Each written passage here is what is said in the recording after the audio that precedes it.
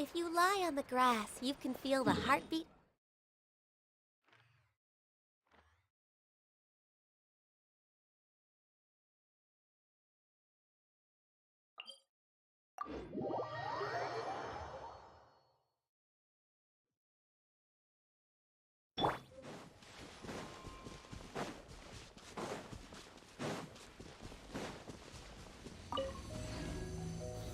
Gather.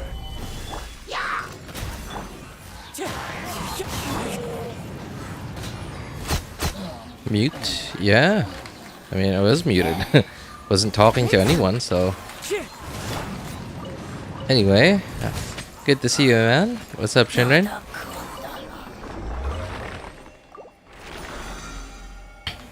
Did you know I almost didn't stream tonight? Like, actually, yeah.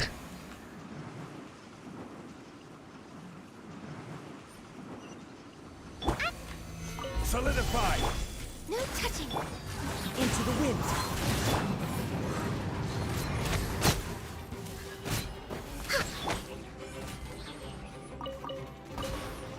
The wind knows.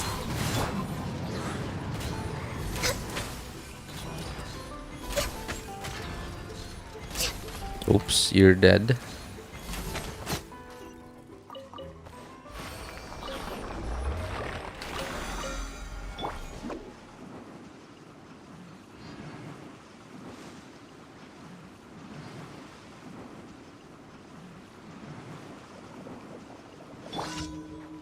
Oh, nice. Gather. How convenient. Born of ice and frost. Y'all just so happen to be here too.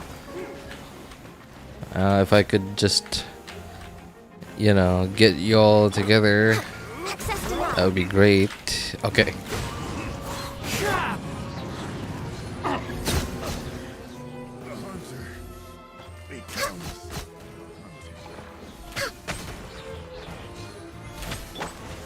One with nature.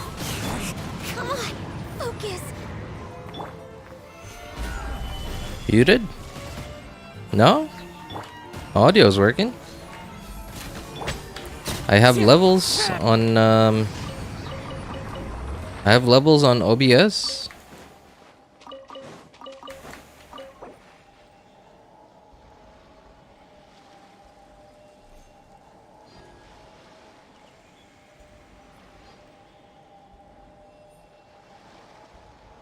I have levels on OBS. Not sure why you can't hear me.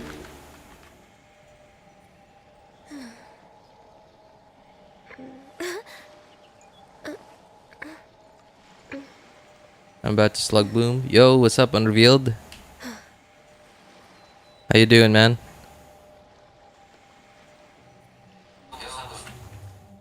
Yep, I just heard a terrible echo of myself. I'd rather not have to hear myself that way again.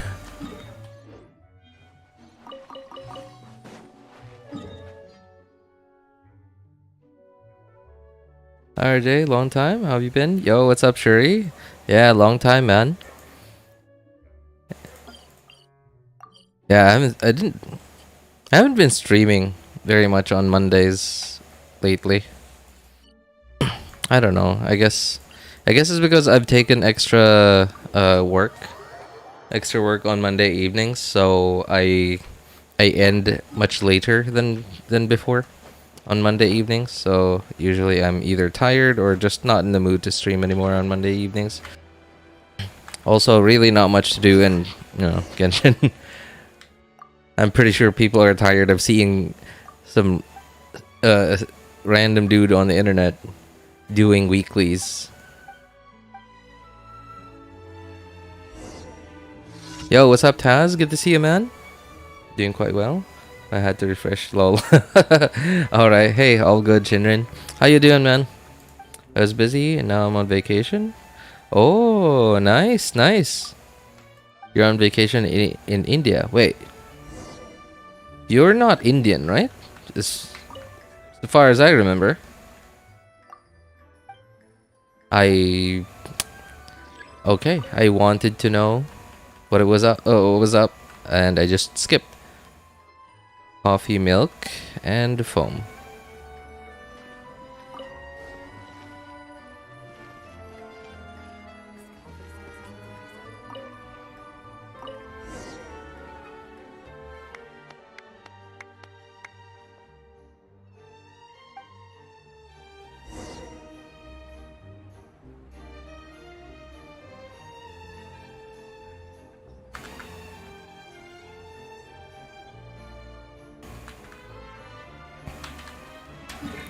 Oops, we're not done.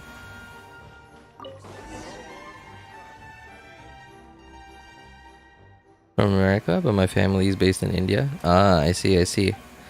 So, how's vacation?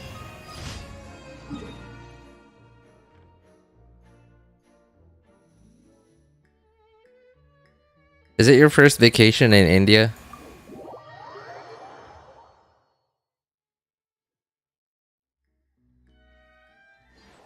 Doing well. I mean, you know, after slug booming, I mean, I would imagine you're doing quite well. Stabilize. No touching. Wind strike. Oh, hey, unrevealed. There was one leak I couldn't avoid seeing. Like, it was just right up in my face immediately. Like, no, you know, like, no thumbnail, whatever. It was just like, boom, in my face. Apparently, 4.4 Abyss got leaked. Did you see that?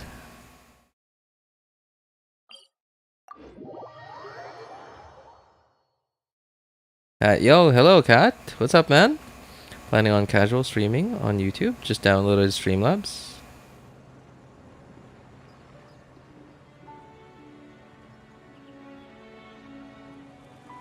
Streamlabs. Streamlabs, Tastes the same as I remember. isn't that... But where are those who Isn't that the... share memory? Hang on, what is Streamlabs again? Ah, yes, okay. So Streamlabs, isn't that like the... Slightly... Well, okay, I guess it is OBS, yes, but... It's apparently like customized by someone. I don't remember. Not someone, but like a company. Twitch, I guess. I don't know. I actually tried that before. Like, I tried using Streamlabs before. When I was just making videos and not streaming it, you know, just for recording and stuff. I checked, but I was doing it on my laptop, so it was like the difference in how much resources, just plain base OBS and Streamlabs were taking up was very obvious. The difference between the two, how many resources they either of them consumed, and so I immediately uninstalled Streamlabs. It is so much more. It is so much more hardware. No. Thank you for. Resource intensive. I imagine it's probably got a lot of like bells and whistles that some pro streamers, you know, prefer to have, and that's why some actual like big streamers use Streamlabs. But I don't know what.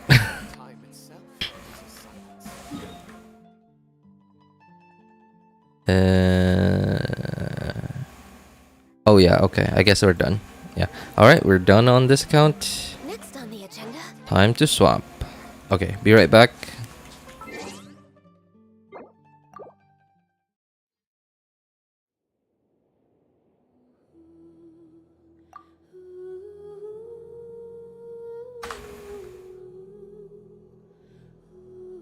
I saw it. I do not like what leak. The 4.4 Abyss, apparently it leaked. And it was a leak that I could not avoid. It was just right up in my face instantly. Like, I didn't have to click anything. I was just like scrolling down, and then boom, in my face. Are you leaking that stuff now? No, I mean, like, they've been leaking Abyss stuff for, like, since forever. Ever since, I guess, like, ever since they started changing Abyss every now and then. The is it the one with the ruined serpent, Weena, and flying chicken? I think that was it. I didn't really like. I was just scrolling down, and then it's just instantly in my eyes. 4.4 Abyss, and then I couldn't like. You know, the normal curiosity of a human being, right? I was, my first instinct was to, ooh, what's this? And then like for a split second, I saw like what was in there. I didn't like take a good long look at it, but I did catch a glimpse of it, and it was something like that. It was like it was, yes, I remember Weenut, and I remember the serpent robot, and I think I remember the chicken.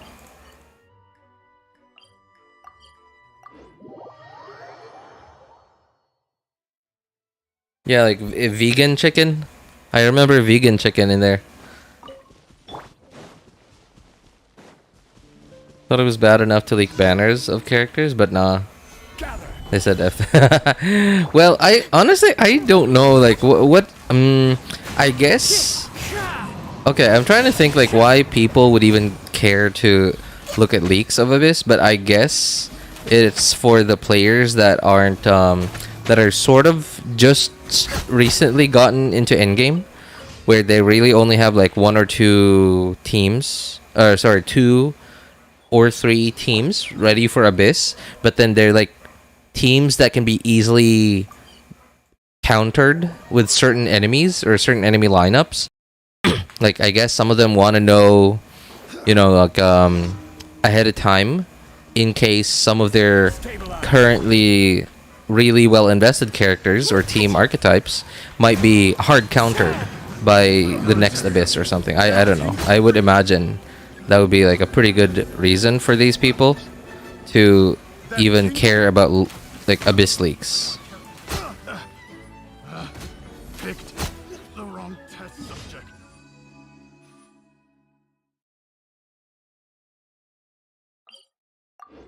You know, just so they could start raising certain characters and start farming for them in advance, just in case, you know, the limited number of characters or teams or team archetypes that they have only invested into, like, it just gets hard countered.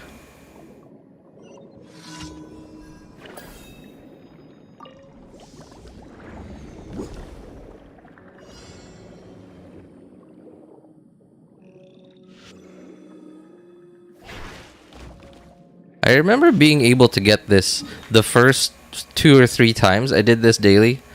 I remember being able to get it in one shot, but for some reason I can't do it anymore.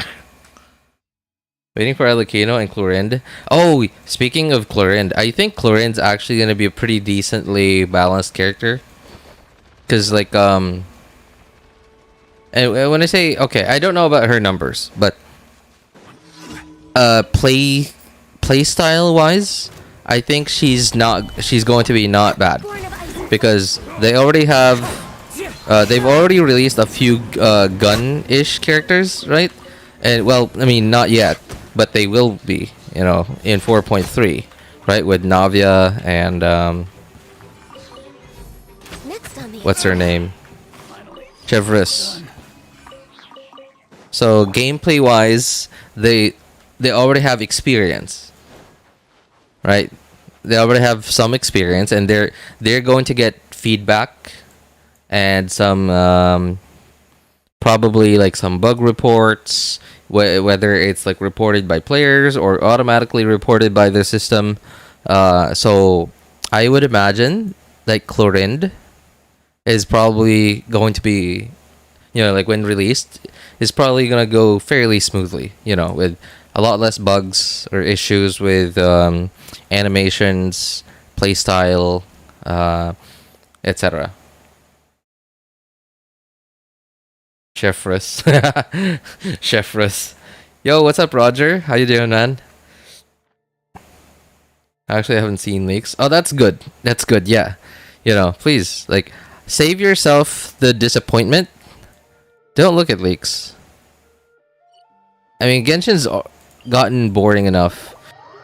I mean, it's still a great game, honestly, but they've really dialed back on the amount of content that they release because their name has gotten really big, and they know that they're taking full advantage of it. And despite players knowing this, they're taking like the Apple approach, where they're like, no, the players don't know what they want.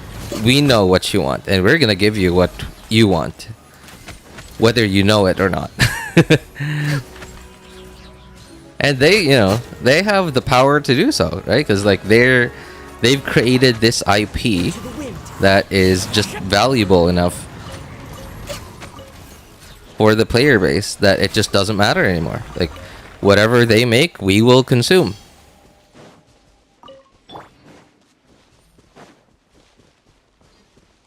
No, split the chef and Rus. Chef.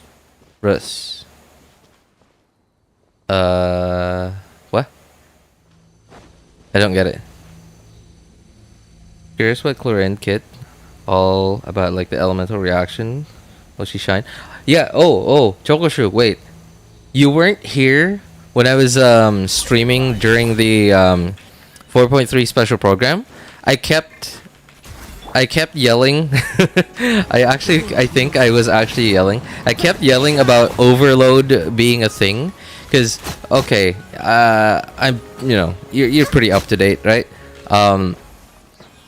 I imagine you're like one of the more up to date players here, and unless if you've, you know, just taken a break or something, but apparently Chevreuse is gonna be an overload-ish support. Like so she's sort of going to be, she's gonna be a healer. She's a support for basically overload. Well, not overload itself, the reaction, but characters that do overload, namely pyro and electro characters. And she's a healer. And she, well, you know, on top of that, you could also make her do damage if you really want to. But I think the biggest part of her kit is going to be the damage reduction for sorry, not damage reduction. Resistance reduction for pyro and electro. If I'm remembering this correctly, after somebody does an overload, enemies, I don't know, like, I'm just, you know, I'm just coming up with this according to what I remember from what they said on the special program. Like, apparently if somebody in your team does an overload, enemies that are hit with it have their pyro and electro resistance reduced. And so, okay, taking that into account, well, you're gonna want to overload. Like, basically, you have VV, but only for electro and, well, depending on how much resistance is gonna take off, you have essentially VV for pyro and electro only. Thank you for and from my understanding, overload is considered pyro damage, right?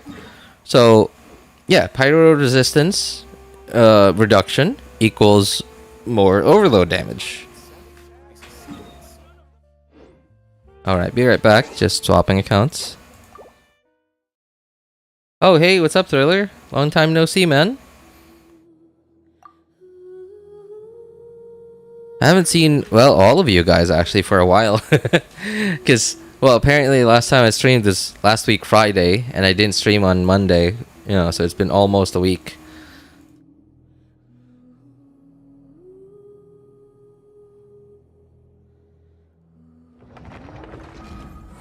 Buffs electro and pyro damage. Right? Right? So, yeah, essentially it's the start of Hoyo trying to make overload a thing. And, okay, on top of overload, I mean, we could see that Hoyo is trying to put some effort into, I guess, encouraging people to use these basically dead reactions. Namely, overload and, well, in Navia's case, crystallize.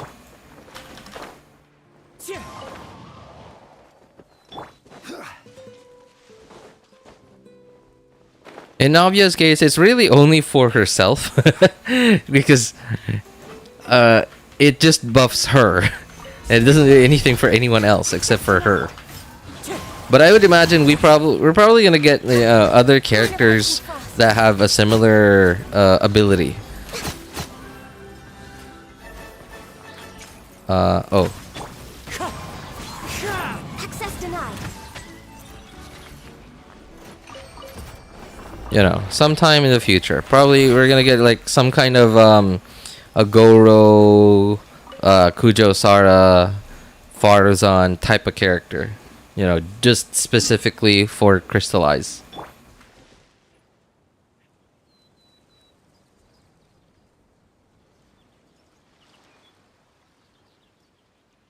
Okay, wow. Unrevealed. Throwing up some numbers. Well, if what you said is true, then boy, wait. Okay, we're gonna need to do overloads, which means you can't just, because Pyro is already pretty strong, right? Like it was basically the dominant element for like forever until Hoyo made it made it not the dominant element anymore. I mean, it didn't make it bad. It's just they just made everything else also pretty good. On the agenda.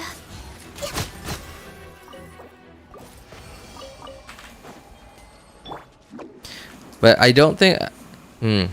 I would imagine that they've probably like play tested this and had like beta testers test it out and stuff, where it won't just make the OG Pyro teams way too OP. Access denied. Wind strike.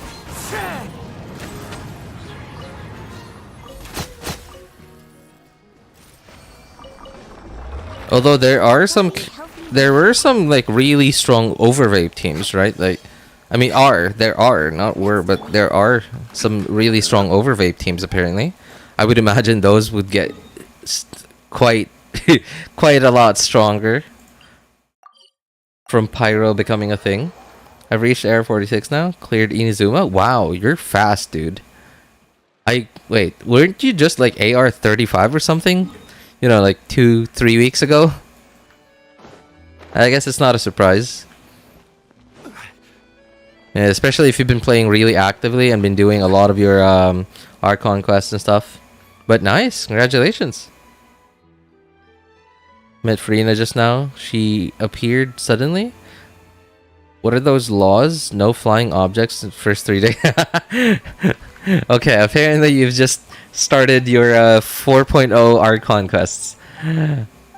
Okay, well, just I would say just follow along. Just keep doing your Archon quests. You'll see. We don't want to spoil any. Well, I don't want to spoil anything. I want you to experience the roller coaster of emotions that Hoyo has. Coffee, milk, foam. Okay, that Hoyo has planned. What was that again? Milk, foam. Okay. That Hoyo has planned for players to experience during the 4.0, 4.1, and 4.2 Archon quests. I don't want to take that. I don't want to take that glory away from Hoyo. They spent all the money, all the developer, writer time, etc. And I'm not gonna take that the glory of making people feel the roller coaster of emotions away from them. I'm tough. I will not cry. At least I will try not to.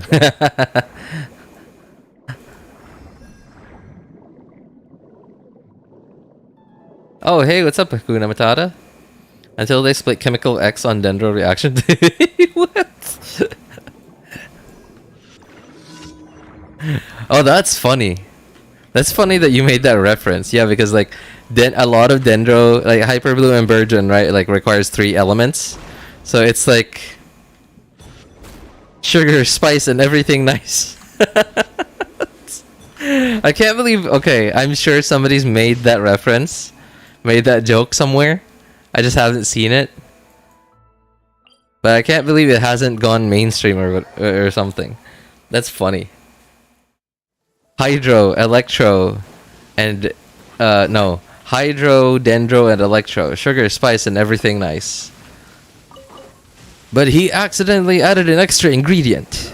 Chemical X. And thus, Hyper Bloom was born. Using their ultra superpowers. Wind strike. No touching. I don't remember the line actually. I'm gonna stop before I make a complete idiot of myself.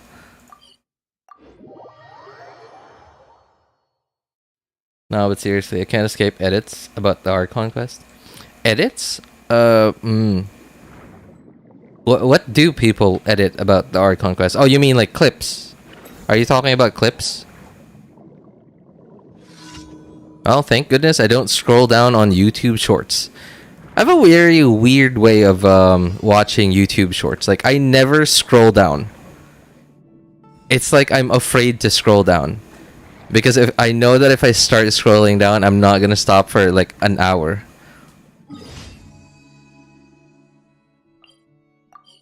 I know like how satisfying and addictive it can be. I say scroll down because I'm, you know, I'm weird. I almost never watch YouTube on my phone. Most of the time, I watch it on PC. I do sometimes watch it on my phone if I'm downstairs, but most of the time, I just am on PC.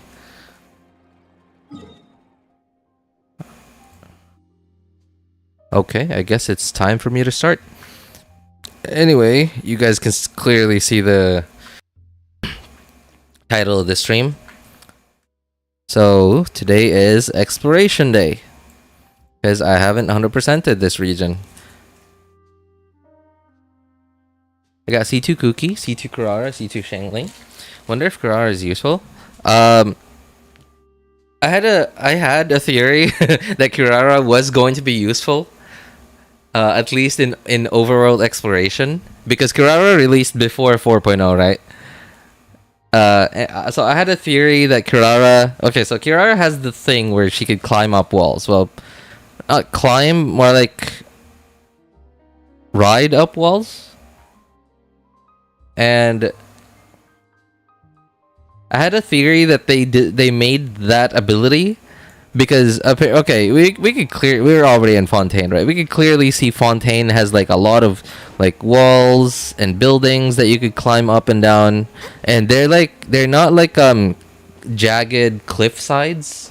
Not like in Mondstadt, Liyue, and Inazuma, and Sumeru. So, you won't get stuck on just random bits.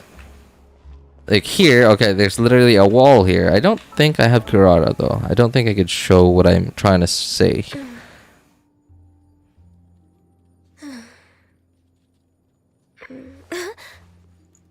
Do I have Kurara? No, I don't. Yep.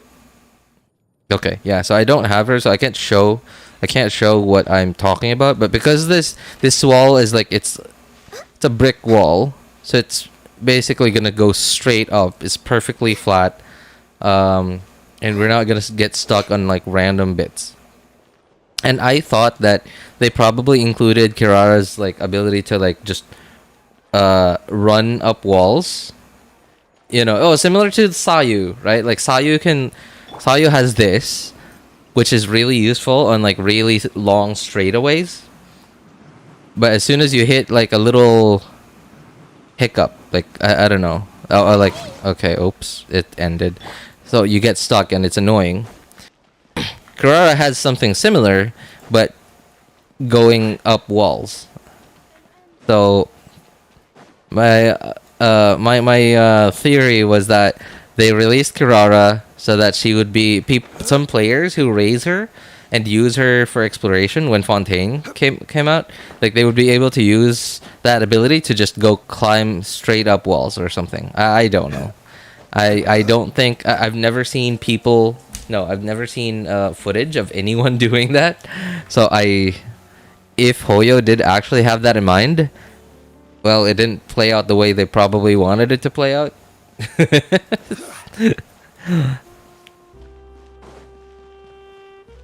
A shame her cat transformation isn't as long as I thought it would be. Her meow has no ICD down. Oh yeah, yep. Yeah, I think if her cat transformation were just a little bit longer, I think we would have seen people use her in Fontaine. You know, like just unlocking, just exploring this region, the city. What is this? The Court of Fontaine. Yeah, the Court of Fontaine. And just meowing the whole time. Like whenever they're on the ground and just in cat mode, they would just meow meow the whole time. Also farming achievements.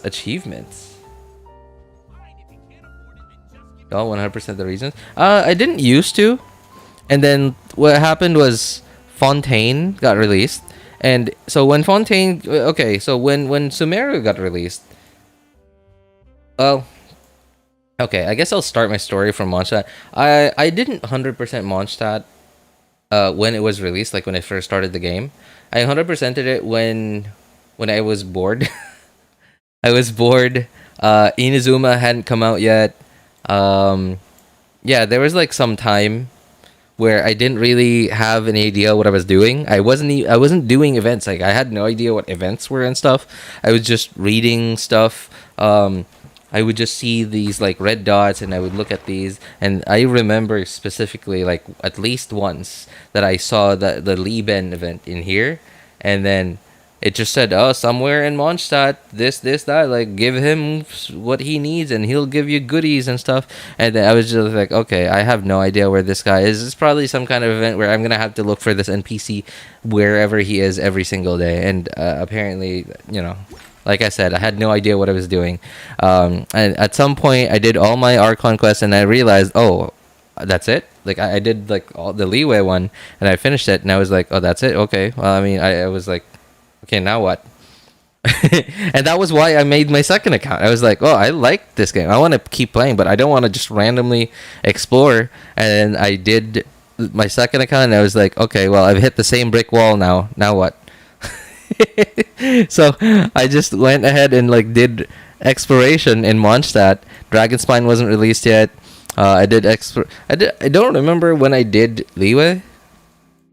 I think I just did Leeway just whenever I had time, and I didn't even like look at guides and stuff. I just did it myself. I used the compass, the treasure compass thing, whatever it's called. This thing. Yeah, Geo Treasure Compass. When Dragonspine released, I didn't have my desktop yet back then. So I was still on my laptop, and my laptop is not a gaming laptop. And Dragonspine is like really laggy on my laptop. I think it might be just the weather effects, I think.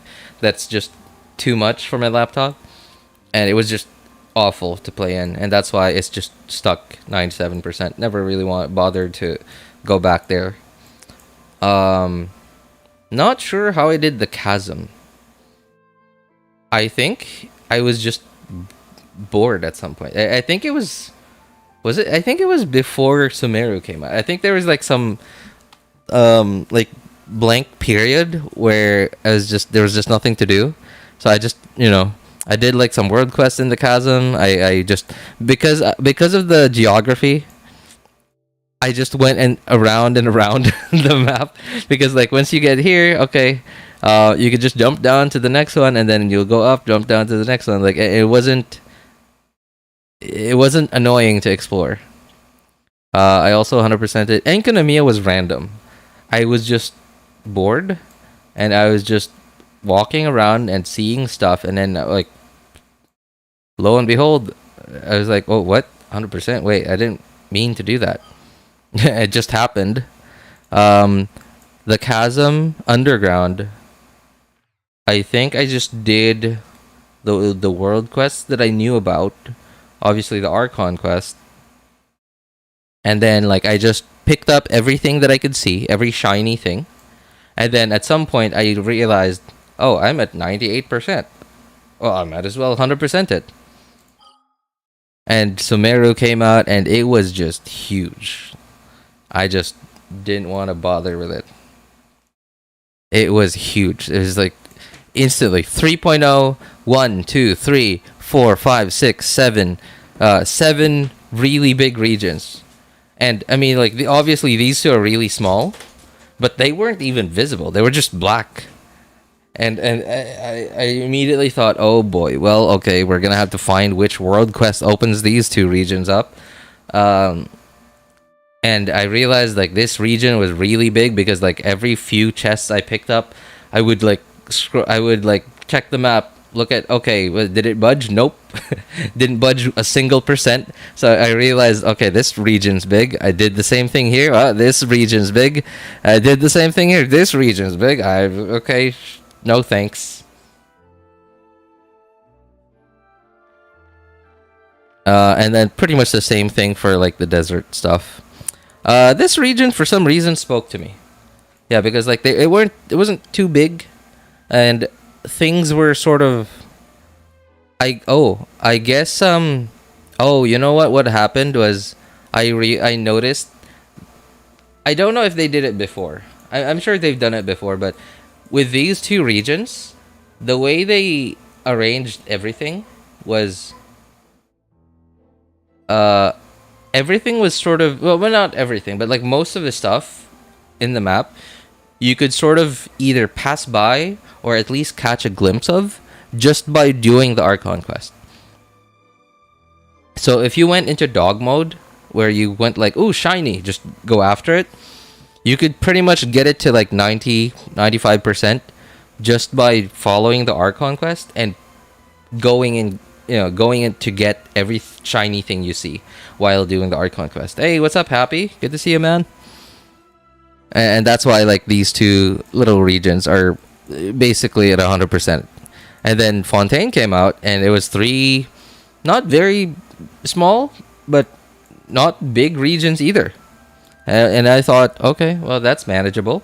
And then what I noticed was it was very similar to how they released these two regions, where you could sort of see, you could sort of either pass by or at least catch a glimpse of most of the stuff in the on the map, just by doing the Archon quest and the Archon quests and the major world quests. And of course, you're gonna miss a lot if you don't do the major world quests, but the major world quests I kind of want to do them because a lot of the major world quests they unlock certain regions, kind of like this place, right? Like this teleporter not available if you don't do that big world quests. Even I think it was this one, yeah, like all this underground stuff not available if you don't do the major world quests, etc. And so the big tower here would still be here if you didn't do that big world quest.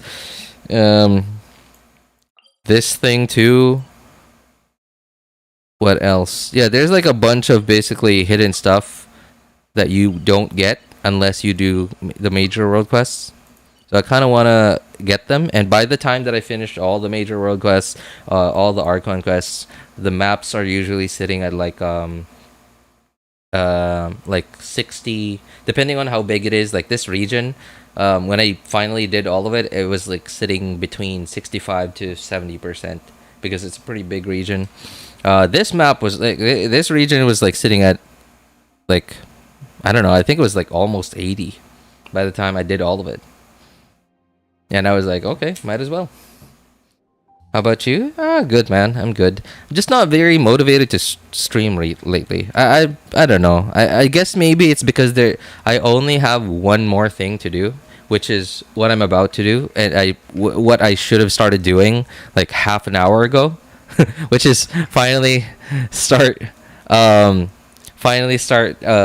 exploring this region. Well, technically, I'm not gonna explore. I'm basically just gonna be following somebody's video on it to 100% the region.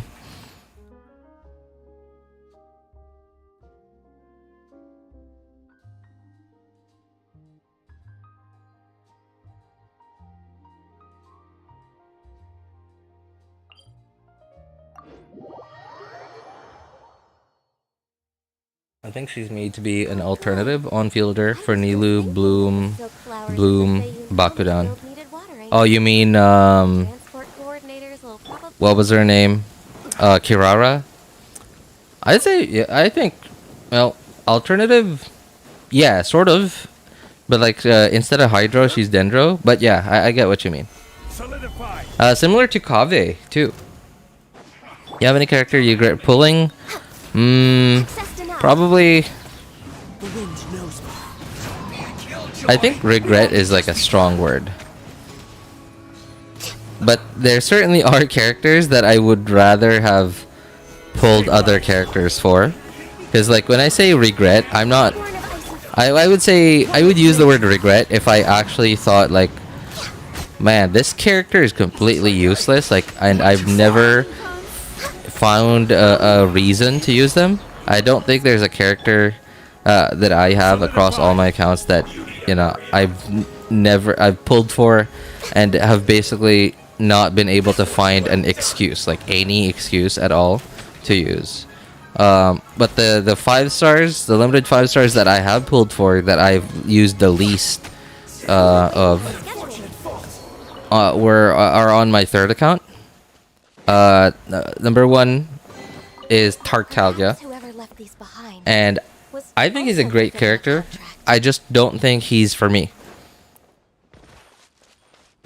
Yeah, I just don't like the playstyle. I think it's just a little too high level for me. Like, it requires a lot of practice to not mess up your rotations, because like, it is so easy to forget that you're still in melee stance and then completely mess up your rotation. Like, because you're doing your rotation, all your other characters' abilities are gone. Like Bennett's burst is gone, Xiangling's Pyronado is over, and like VV needs to be refreshed already. Oh, hey, what's up, Blue Tiger? How you doing, man?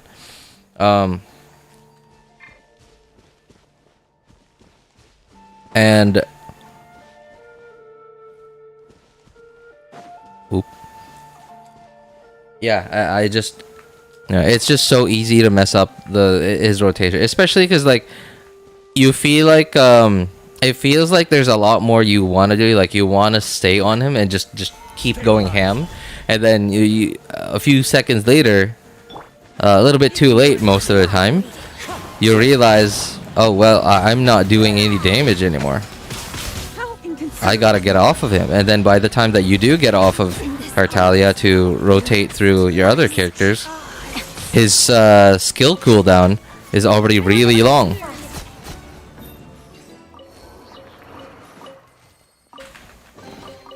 Perhaps whoever left these behind.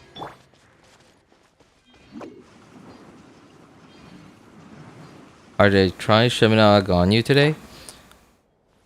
When do you lose energy again with Shiminawa? I don't remember. Hang on. Shiminawa. Okay, come on. Was it when you use your skill, right? Casting a skill. Okay. You have 15 energy or more. You lose 15. And you get how much? 50%? Jeez, that's a lot. That would be... You know what? I think I could do that. It'd be kind of annoying, but I could try to do that. I'll just put these artifacts on someone.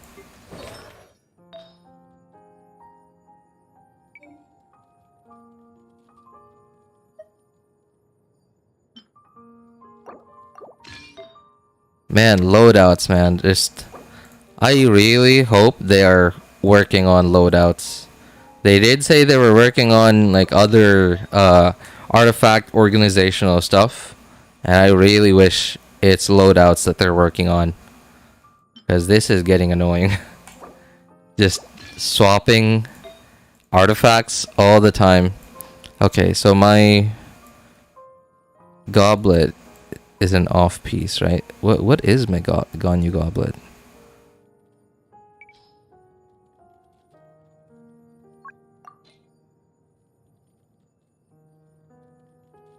Exams? Oh, how are your exams?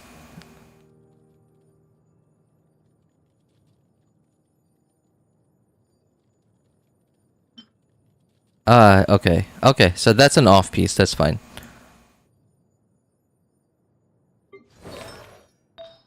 So, let's try Shimenawa. I certainly do hope I have good Shimenawa pieces. Okay. Alright, let's see. I guess I'm gonna have to sort them. Alright. I guess I do have some good ones. Alright, I don't remember having good circlets though. I guess... Alright, I guess I do have some. Let's see.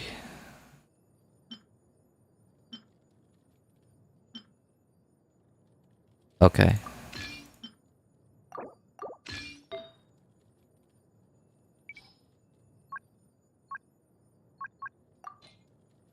So I want to get at least 80% crit rate, so that when Ganyu's charged attack passive kicks in, I'll have like 100% crit rate.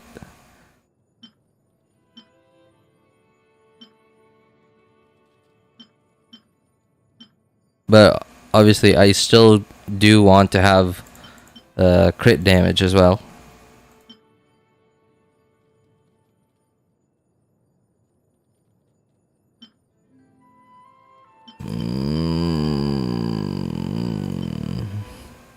Okay, we'll try borrowing Ayaka's.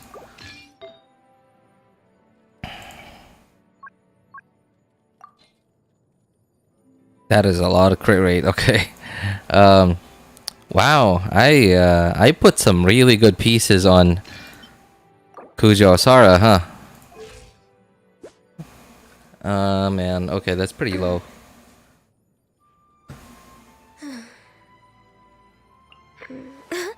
So, okay. I guess I do want to... I'm gonna have to put this back on Ayaka.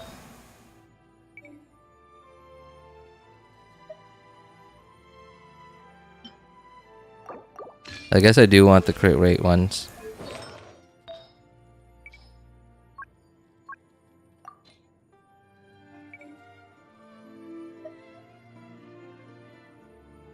Five crit damage though. Ooh. Okay, okay. I think I'm gonna want this one. I don't think this is still gonna be 80. I want a bit more.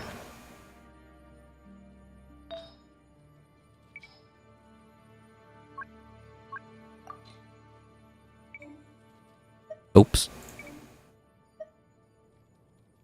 Oh, that's the highest. Okay, that's the highest we got. Cryo. Okay.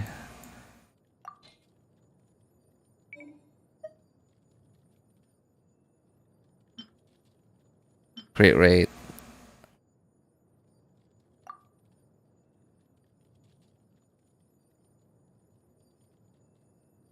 I don't know. I guess it's okay. Almost.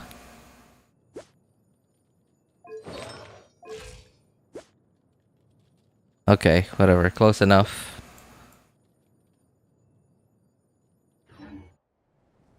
If you lie on the grass, you can feel the heartbeat of the world. I can now farm artifacts.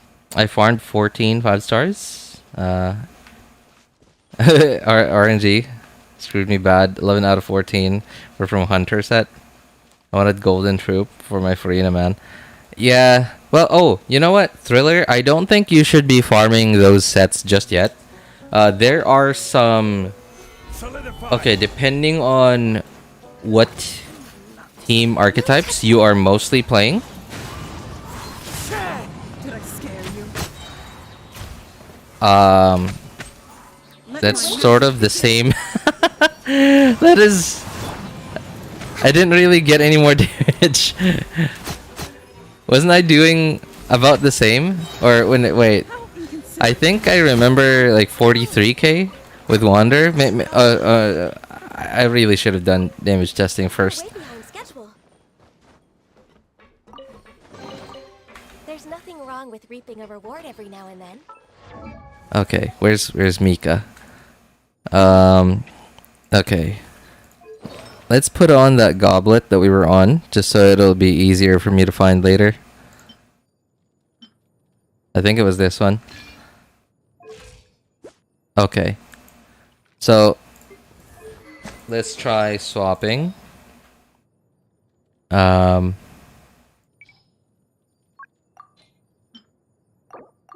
I did a 47k there.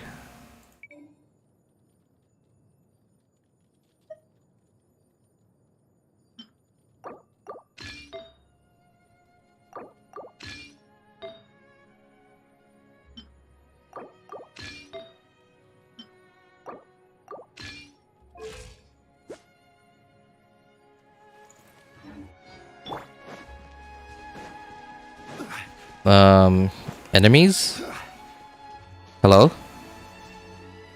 Oh. Okay, that's not gonna be a very good test. Kazuha Swirl is just gonna kill those dudes. Let's find something a little tankier.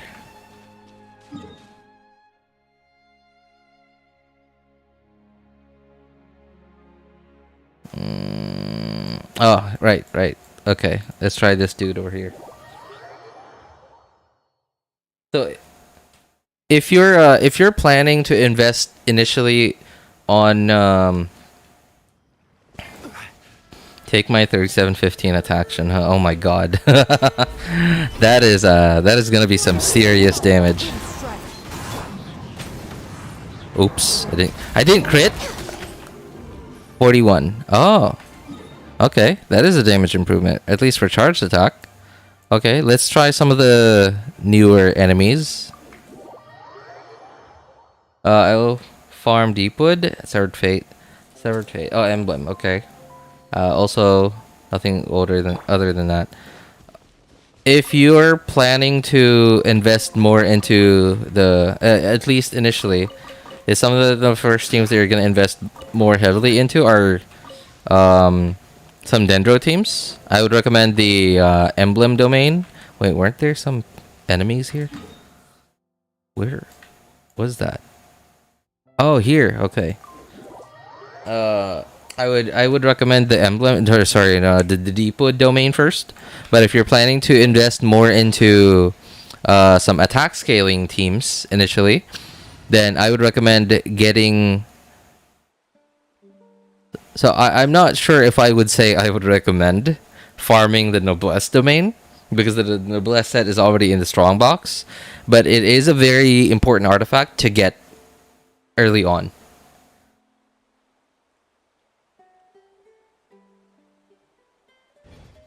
Pretty early on. Especially once you have Bennett and once you have him built. 37k, huh? Oh wait, that's not with C1 yet. Oh, I don't have Zhongli shield. Okay.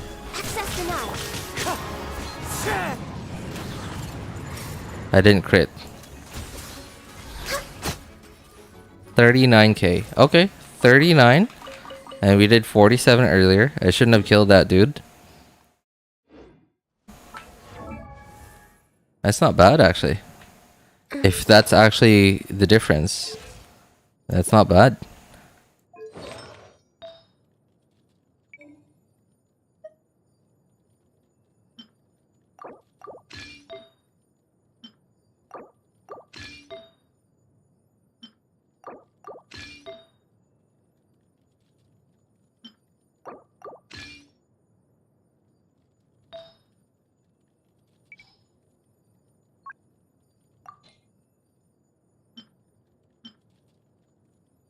Oh, wow.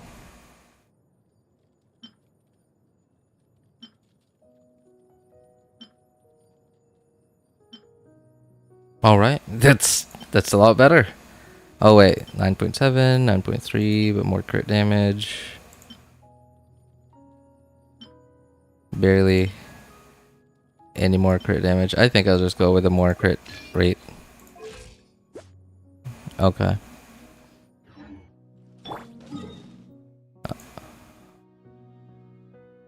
Where was Ninian or Vivian. I don't know which one's which. Where's the noblesse domain? So the noblesse domain is over this thing. It's in Liyue. North, north, yeah, straight up. Well, I guess it's northwest Liyue. And the problem with, and why I can't say I would recommend farming it is because the other set in it is kind of, you know, pretty useless. Yeah, it's a pretty useless artifact set. Like, nobody uses it. No, and when I say nobody, I'm not saying no players use it. I'm saying no characters use it. Like, no, I don't like defeating an opponent increases charge second. What is that? Who? It's physical damage, and the only really the only viable endgame physical damage character is Eula, and I guess normal and charge attack. Sure, if you're like running a Eula that relies less on her burst and more on her normal. Wait. Oh no, it's not even normal attacks. It's only charged attacks.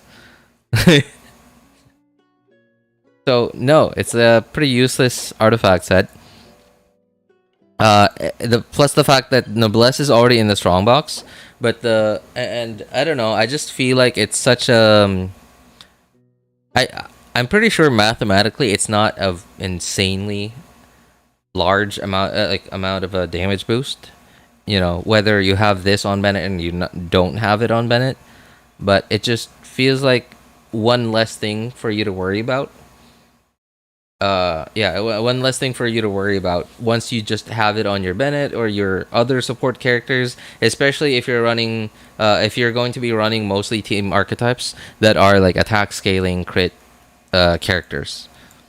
Another domain that I feel the same way about is the VV domain, because it's gonna be like farming artifacts on other domains, you know, on other more valuable domains, such as the Deepwood domain, the Marchese domain, the Golden Troop domain, as well as the Emblem domain.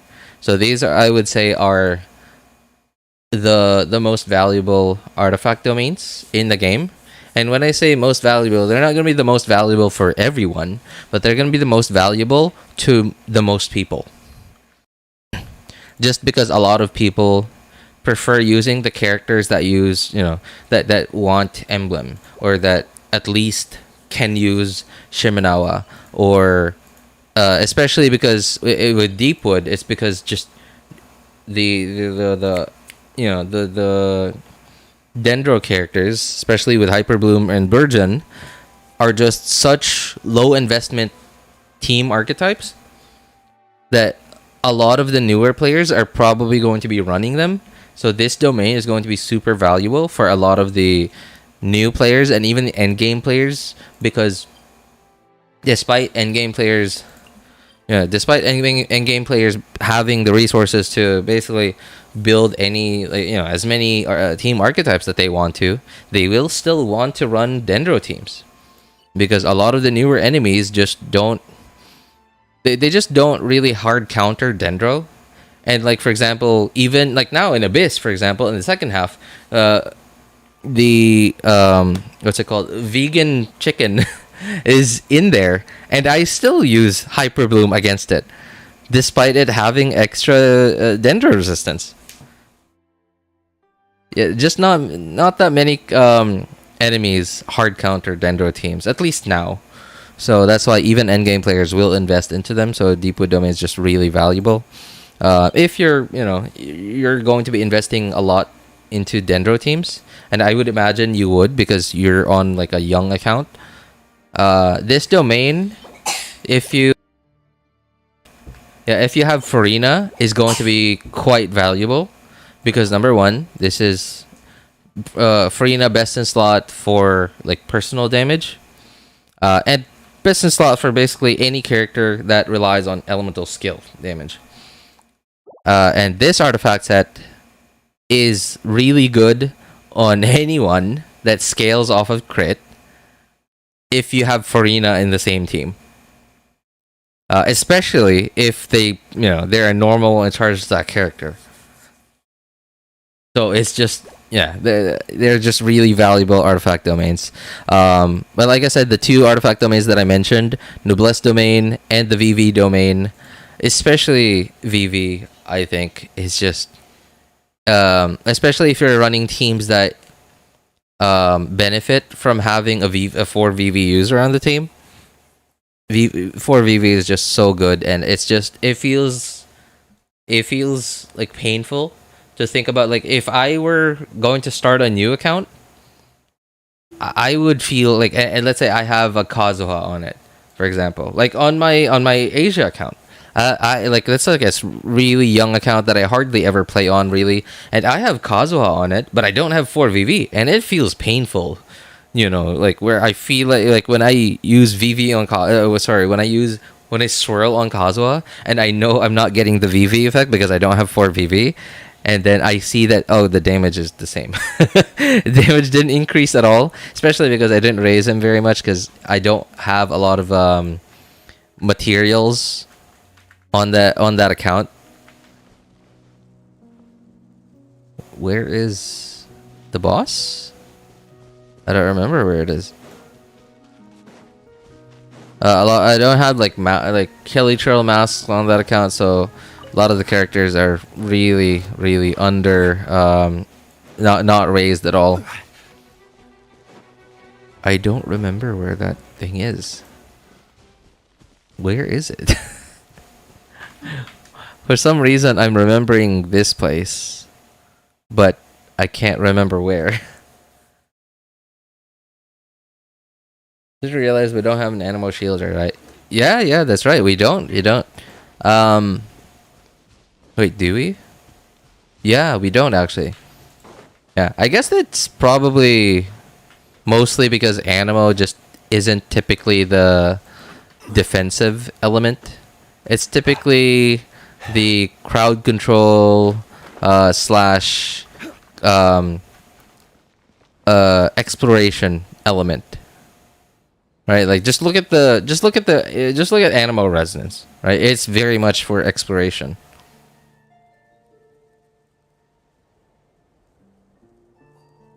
Is that Hunter set useful? It is, yeah, because it's like a free 36% crit rate for anyone using it. It's, as long as you have Furina on that team, right? Because you're always going to be everyone's HP on the team is always going to be changing as long as Furina's skill is active and attacking enemies. So you're always going to have that free 36% crit rate. Hat guy. Wander. Well, yeah, Wander, right? Like, he is a DPS, but he is also his skill, right? Like, use his skill, and that is very much an exploration type ability. Where is the local legend? Oh, there. Okay, I'm dumb. Okay. I'm sorry. I just hardly... Wait, I can't swirl cryo here. I can't swirl cryo. Where are the other ones? The other ones that are closer to teleporters. I know there's one here, but I don't know. I don't want to keep running back and forth there. I know there's one here somewhere. Yeah, okay. I guess I'll go for that guy. I think it's closer to a teleporter. I'll get Xingqiu from Lantern, right? You definitely should, man. Yeah, you definitely should. Don't underestimate. Right, I have C6 Farzan with my Wanderer. Oh, nice. Even better.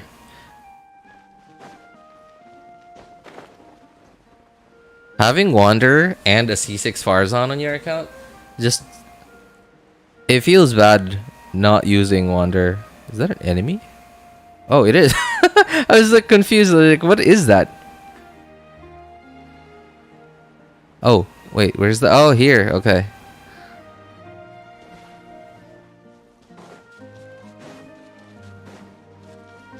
Here's Kuki. Dendro MC.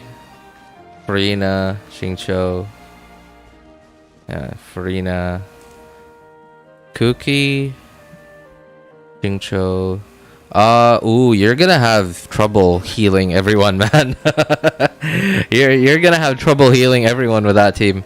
I mean, Kuki is a pretty good healer, but because so you're gonna be building her EM, which means she's not gonna heal as much. Okay, 40, 45. Okay. Born of ice and frost. Wind strike.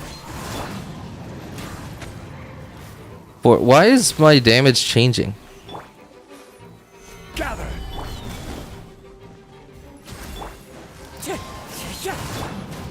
No. Oh, it's changing because there's like fire on the ground. Some of my hits are melting. And okay.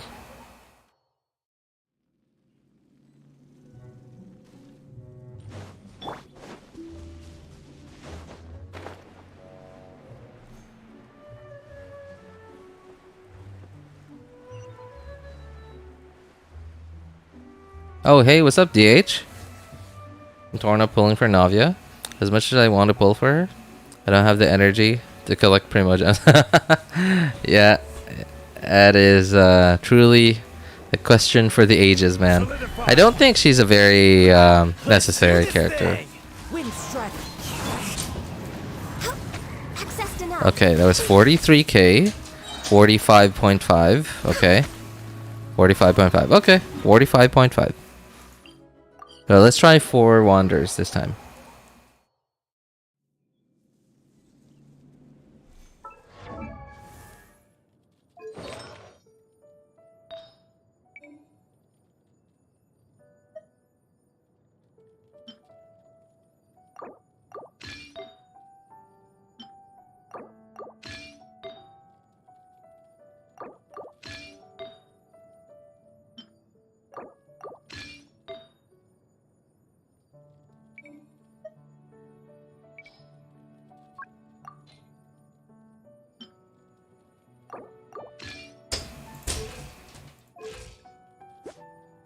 Okay.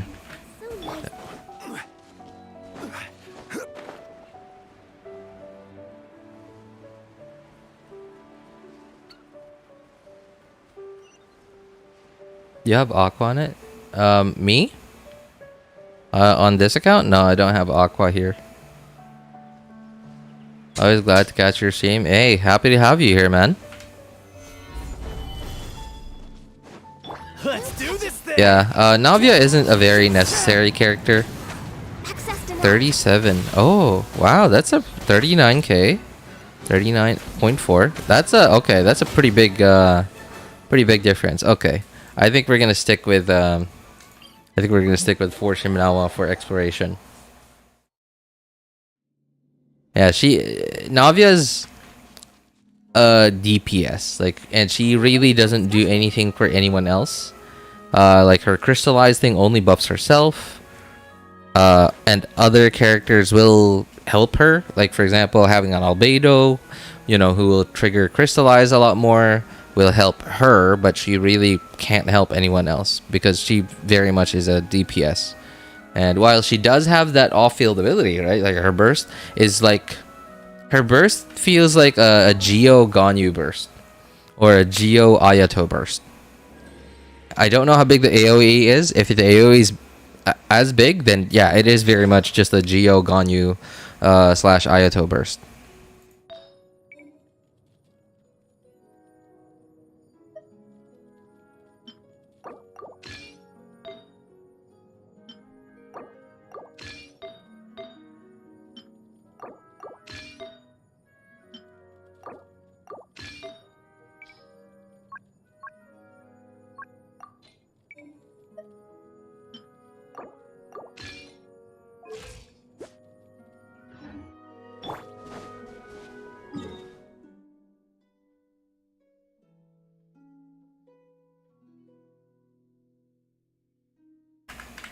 Oh, I forgot about the Sealy over here.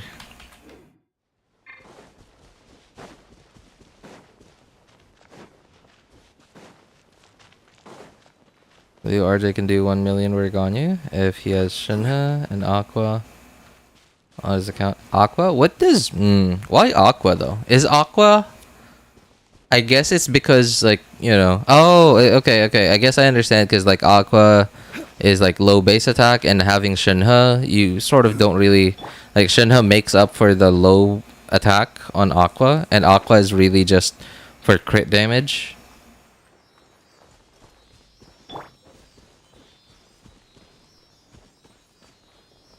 I don't think Ganyu has the multipliers to do 1M though. I don't think I remember ever seeing someone's Ganyu do 1 million.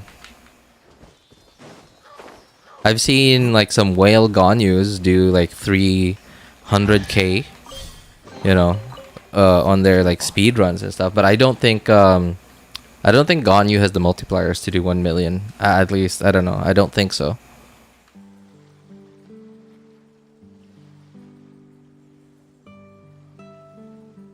AoE is quite big, bigger than Ganyu burst at least. Wow. Okay, then yeah. In that case, it is very much just a Geo Ganyu / Ayato burst, because it seems to be kind of random, but it also seems to be a little bit like some of them seem to target enemies, but the other ones seem to be random, at least according to the footage that they've already shown.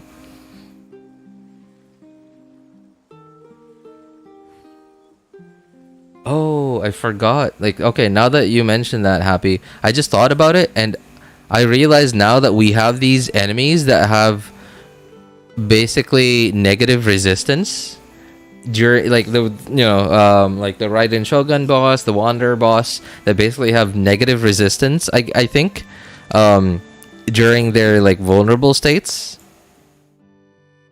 Although I don't know if that's enough for any Ganyu to do 1 million damage, even if it's melt with like all the multipliers and buffs and debuffs stacked on top of it. Yeah, I don't know.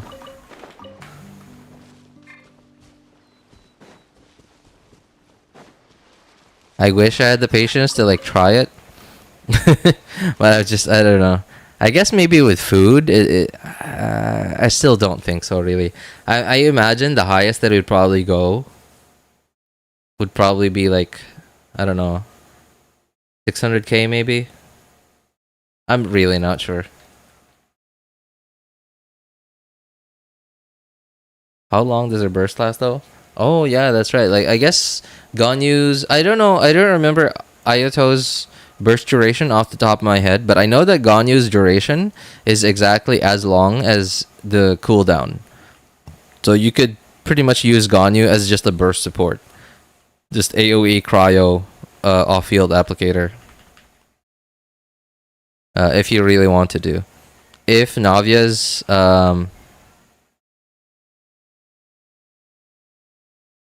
if Navia's skill...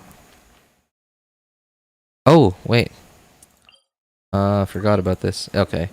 If Navia's skill duration is the same or longer than the cooldown, then, okay, I guess you could use her for just off-field AoE Geo application.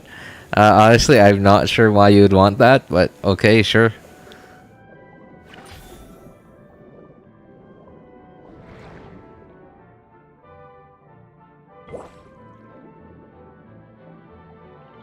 Ayato, I think, is 18 seconds, 20-second cooldown. That's, you know, still pretty close to 100% uptime. Okay, yep, I certainly did not do this yet on this account.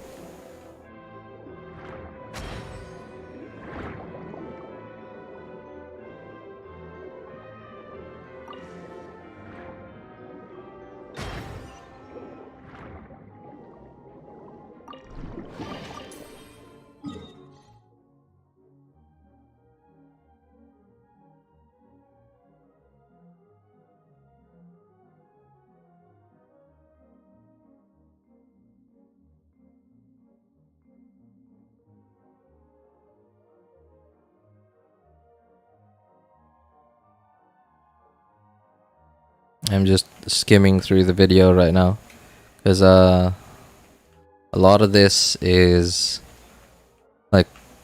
in the early part of the video that I'm following is like stuff that's in the quests.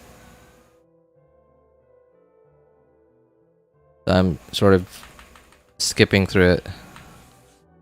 Man, I wish this person would just add timestamps. She just doesn't have any timestamps at all. Although that is a strategy too, right? Like not adding timestamps to your video is a strategy too, because like it makes people sort of have to watch, either skip themselves to look for what they're looking for, or like watch the whole thing. Because if you add timestamps, then people will know exactly where to go, and they won't have to like skip around, thus adding just a few more seconds to your watch time.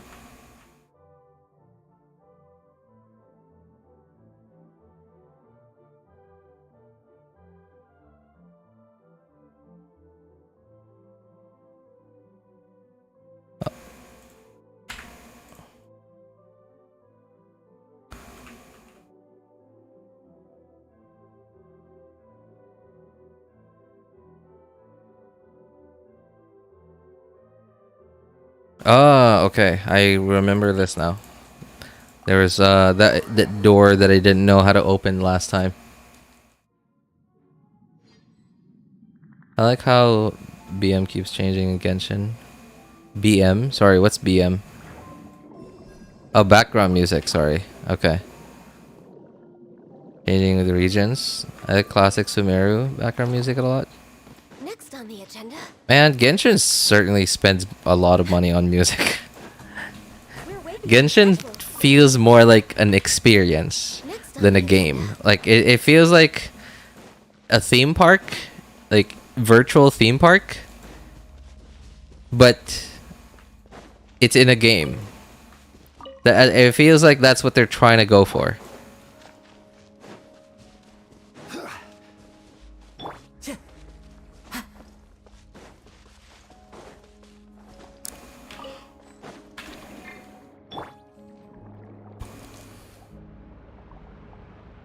Yeah, you know, at some sooner or later, I would imagine that they're probably gonna make something akin to like a Disneyland, you know, like Genshin Land. Sooner or later, they're probably gonna come up with the idea to do something like that. Once they feel like, oh, you know what? Probably when they have enough IPs. Enough famous IPs, and if all those IPs are famous enough to make a theme park out of, right? Because like right now they really only have Genshin, and Star Rail kind of is kind of famous, but I don't think Star Rail is famous enough to make a theme park out of. I would say Genshin, right? It's similar to how like Nintendo, right? Like Nintendo is sort of I don't know if they already have, or if because I remember hearing about it some time ago that Nintendo was planning to open up like a theme park, like a Nintendo theme park with all their IPs as the attractions, similar to like a Disneyland. And I mean, I would imagine it's very much possible, I think. And while Hoyo really only has Genshin going for it right now, Star Rail kind of, there's like I guess there's Honkai Impact, sure, but like the audience for Honkai Impact I think is very dedicated but kind of niche.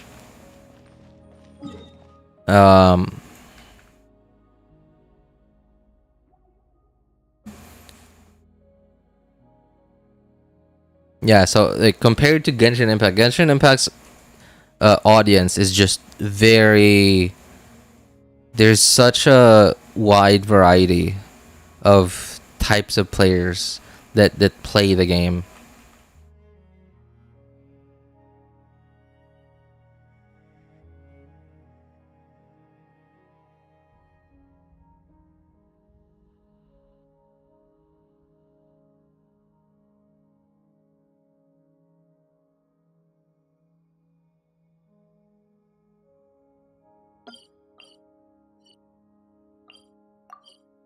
And I think that's its biggest strength is somehow Genshin is attractive to just a lot of different types of players, whether it be kids, working adults.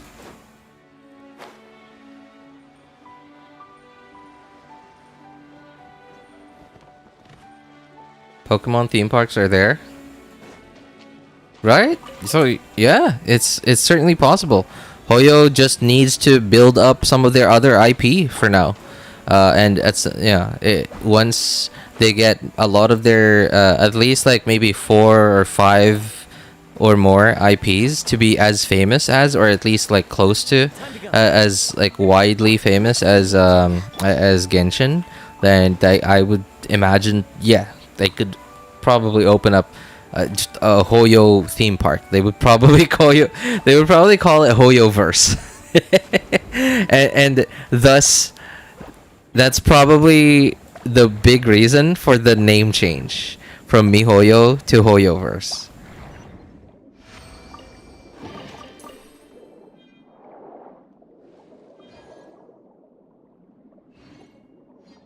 Especially like at some point when Genshin was just killing it, right? In sales, it was just basically a money printer at some point. I mean, it still is, really. They realized, okay, well, we have the money now. We could either buy up some smaller game development studios to increase our development capacity, or we could just do internal hiring and just make everybody, I don't know, like whatever strategy they want to use, just to grow the number of developers that they have, so that they could start up other projects. And then, Star Rail happened. And then ZZZ happened. I would imagine, though, Star Rail was probably already in the works back then, like even before Genshin became as successful as it did, and especially because it's Star Rail is quite connected to Genshin, at least in lore. Whether they planned that in advance or they probably like came up with the idea for Star Rail, but it was like pretty open, so that they could easily like slot in the references to each other's games. I don't know. Yeah, I'm pretty sure they probably left something open in Star Rail, like when Star Rail was still mostly an idea or like in the early stages of development, and then they got like a ton of cash, and then all of a sudden, all right, well, we got the cash, let's hire developers, let's really get this party started.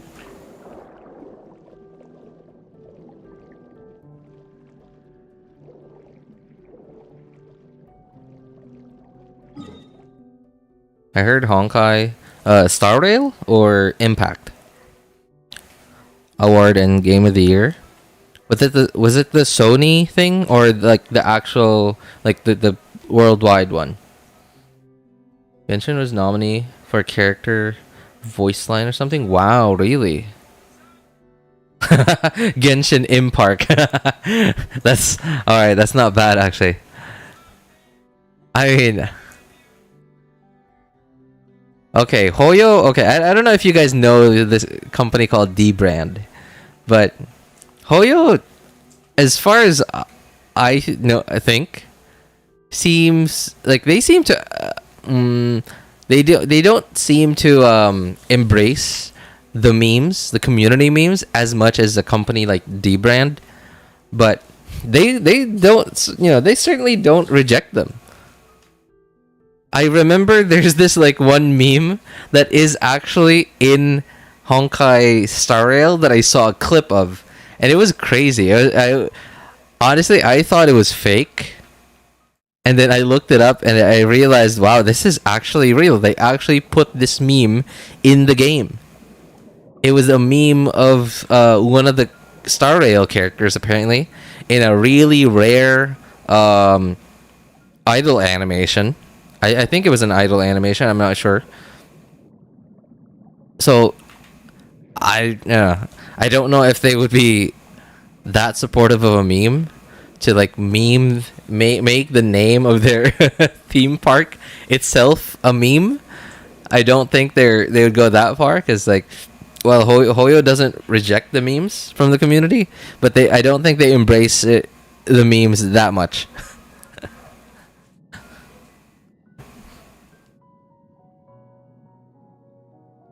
It didn't go well in India. They didn't spend that much on advertisements in India. Maybe they thought people only like shooting games, not RPG here.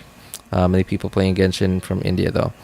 Well, the thing is, India is a big country. Like it's second most populous country in the world. I think they have overtaken China as the in terms of number, like population wise. I think I don't know, right?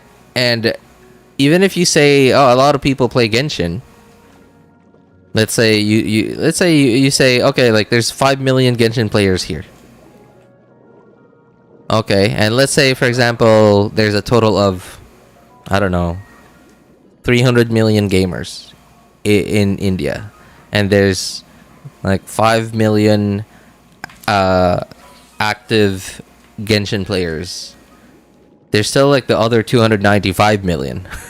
Or sorry, did I say 500 million? Yeah, I did say 500 million. There's still like the other 495 million. Right? Like what games do they play? Right? So it's a lot of players, but there really are, I guess, executive mentalities where you don't really look at the numbers anymore, and you look at the percentage. So and of course you don't completely ignore the numbers, because like even if you say, okay, only 5 million out of the 500 million gamers in India play Genshin, so that is what, 1%. Okay, sure, 1%. And then okay, 1% compared to let's say I don't know, let's say Japan. I would imagine Genshin is probably pretty pretty popular in Japan, I would imagine. Right? And let's say there are I don't know, how many people are in Japan? 100 million, 110 million, right? Let's say there are 30 million gamers in Japan, and then let's say 10% of that play Genshin.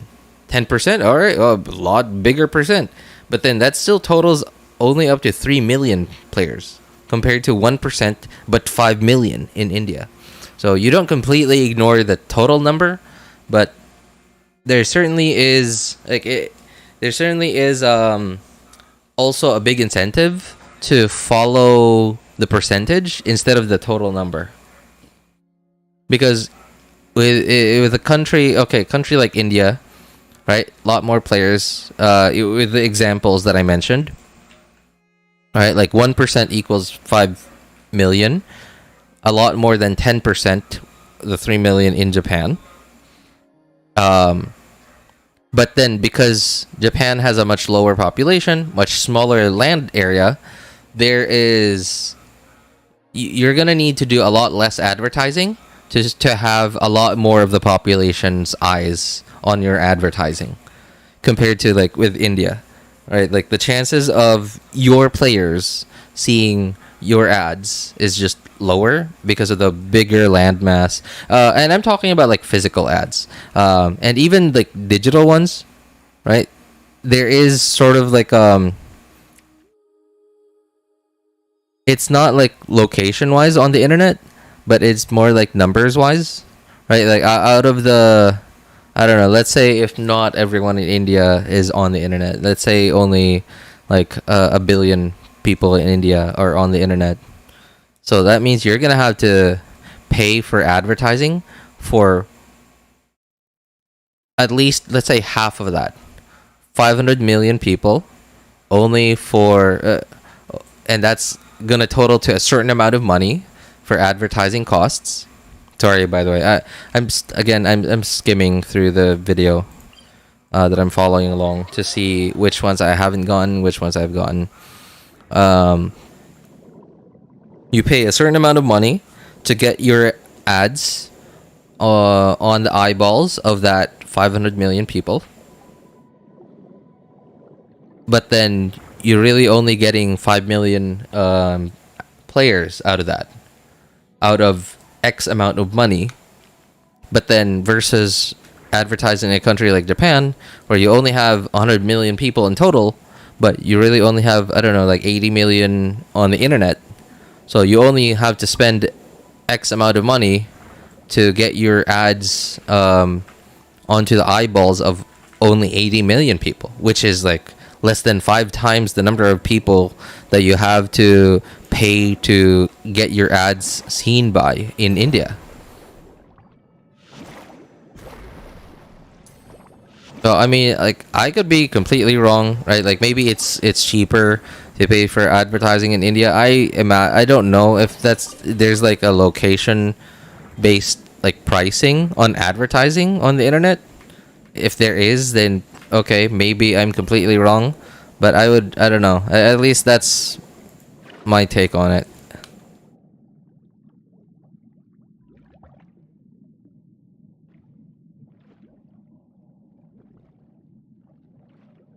Most memes went to Star Rail.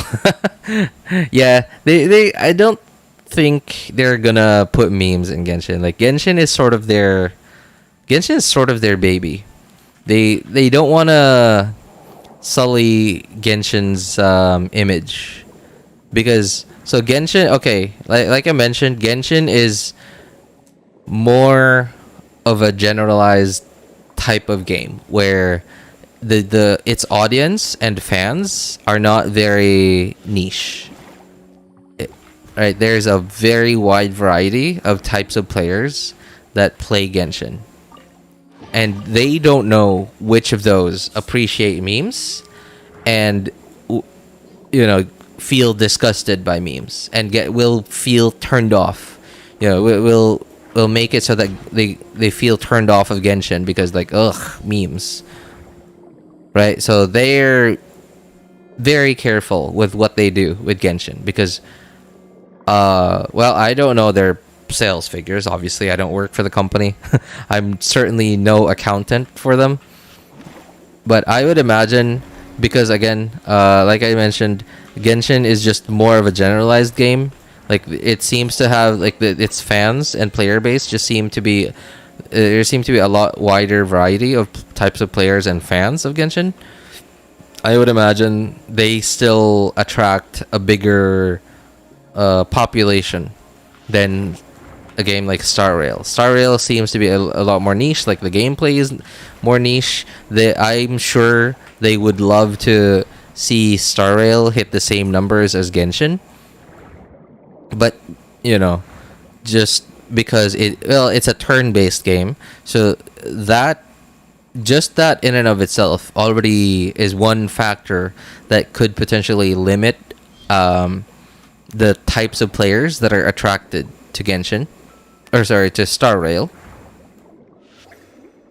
Just the game being a turn-based game.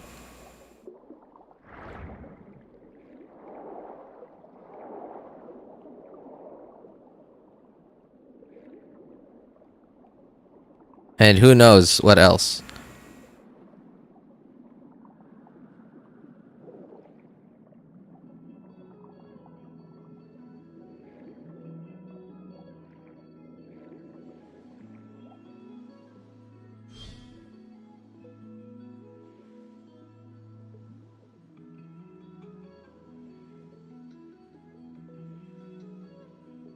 Most populated now. You also get 200 plus ping. We don't have nearby servers here, maybe.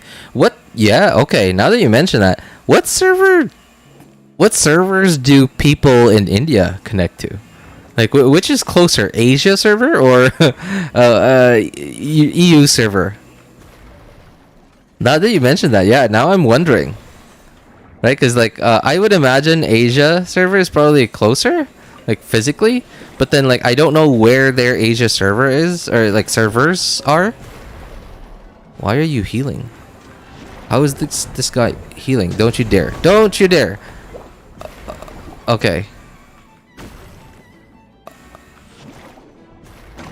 All right, thank you.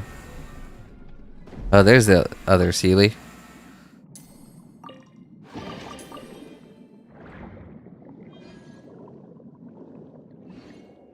Right, haven't I done this already? Wait, I haven't done this yet? You're kidding.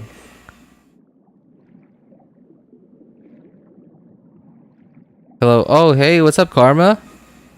How you doing, man?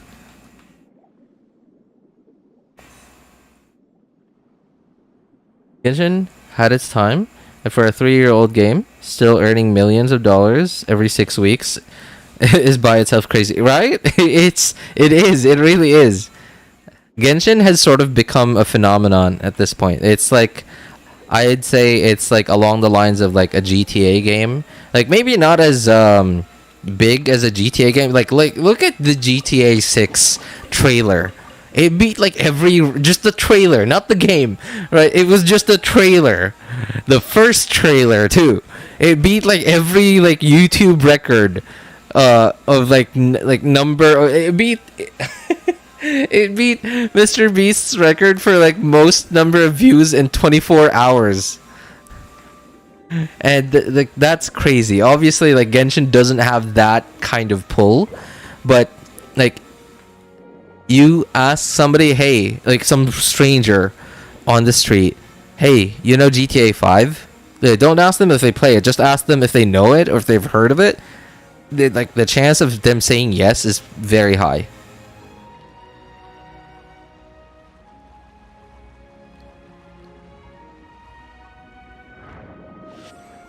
And then now, that is also a similar case for Genshin Impact. Are you on the EU server? No, I'm on the North America server, my friend. Can I hit it from here? Nope. Uh-oh, wrong way.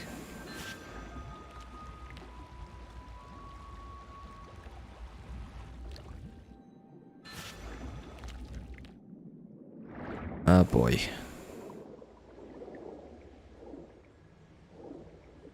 And I can hit it from here. How do I get you to go down? There it is. You are going down.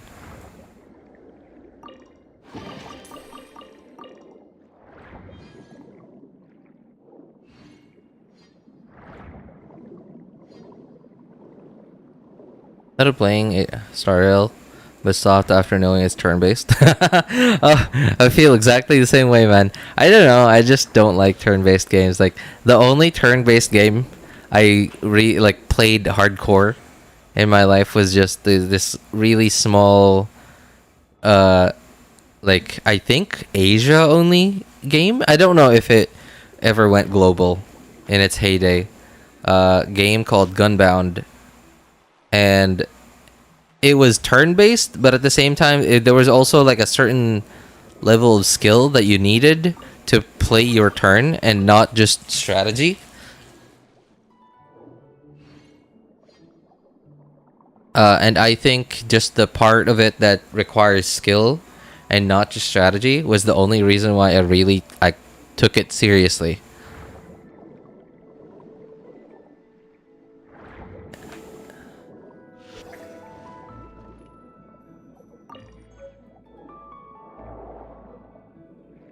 Wait, didn't I find all of these already? Pretty sure I did. Interesting.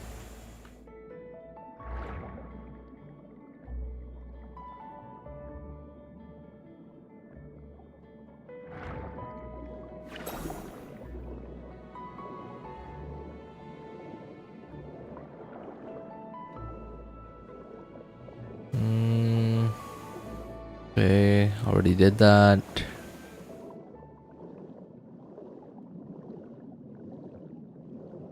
Anything else I haven't done here?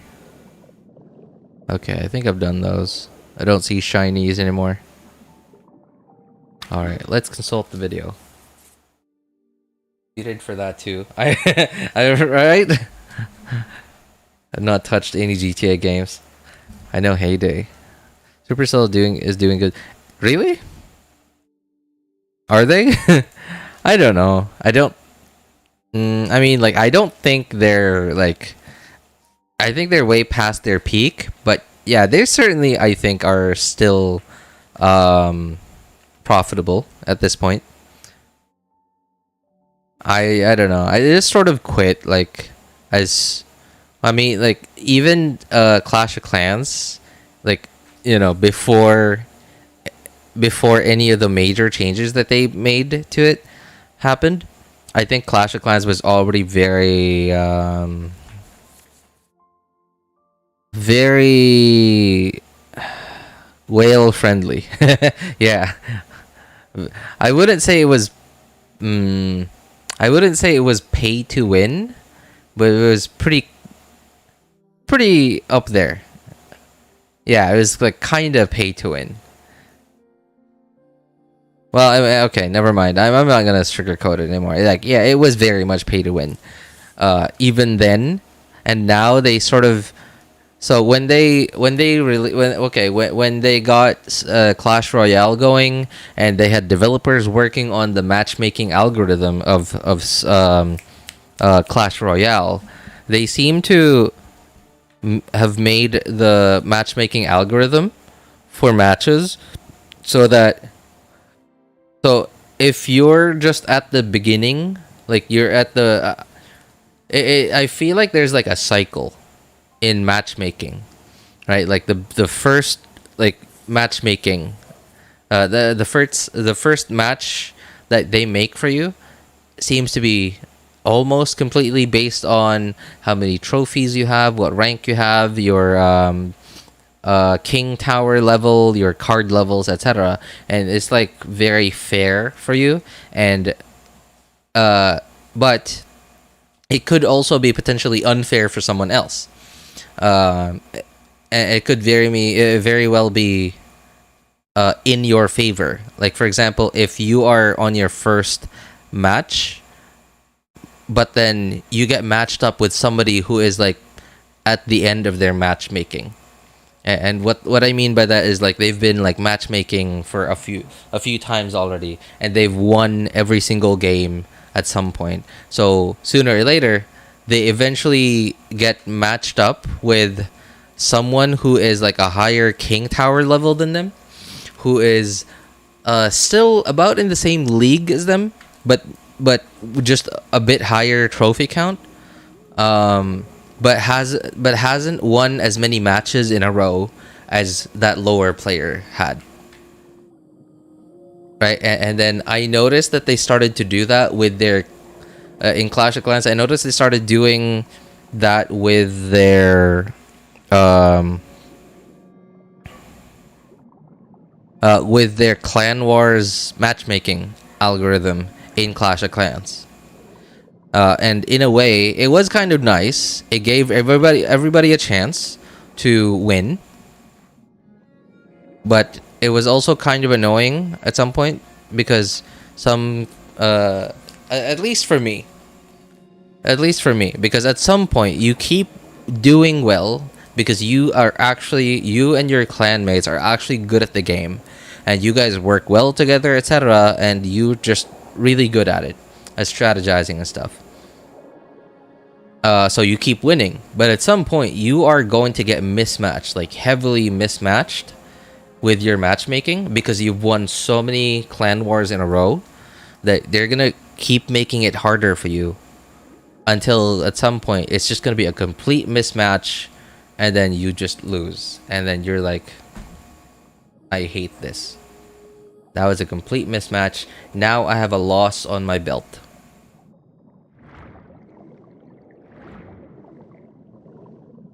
You're not undefeated anymore.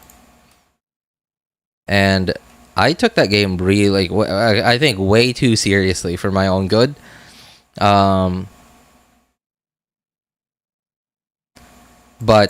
I really did take that game seriously, even when my clanmates had quit.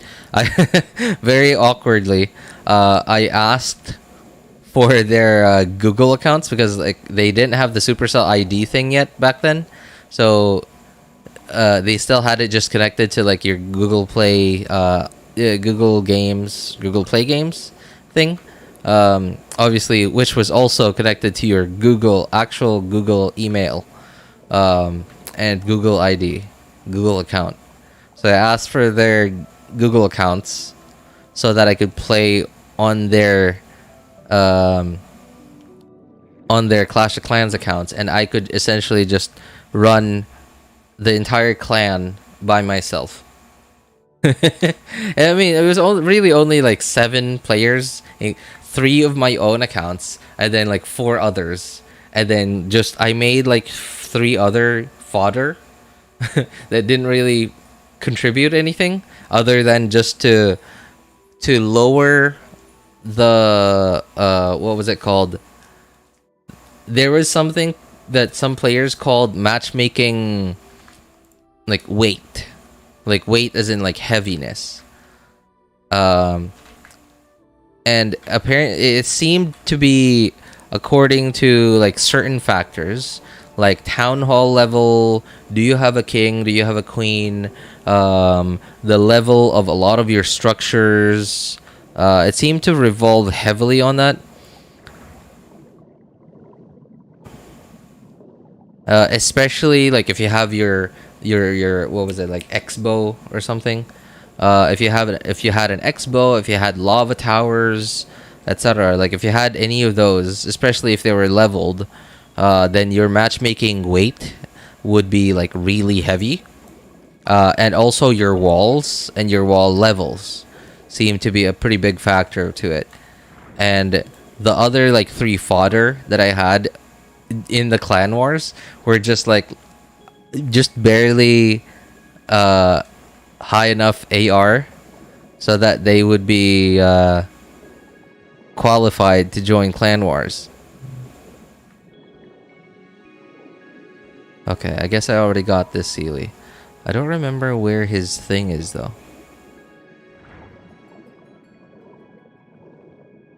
Was it here?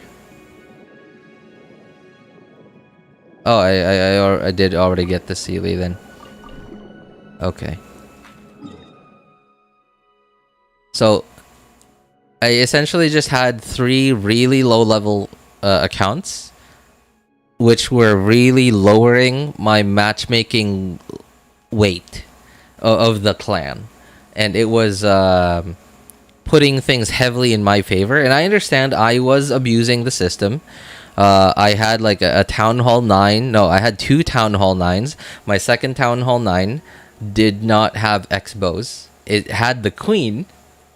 It had level 9, or it had Town Hall level 9 unit levels, but I had a Queen, max level Queen, no X-bows, low level walls, so that the matchmaking weight wouldn't be super heavy.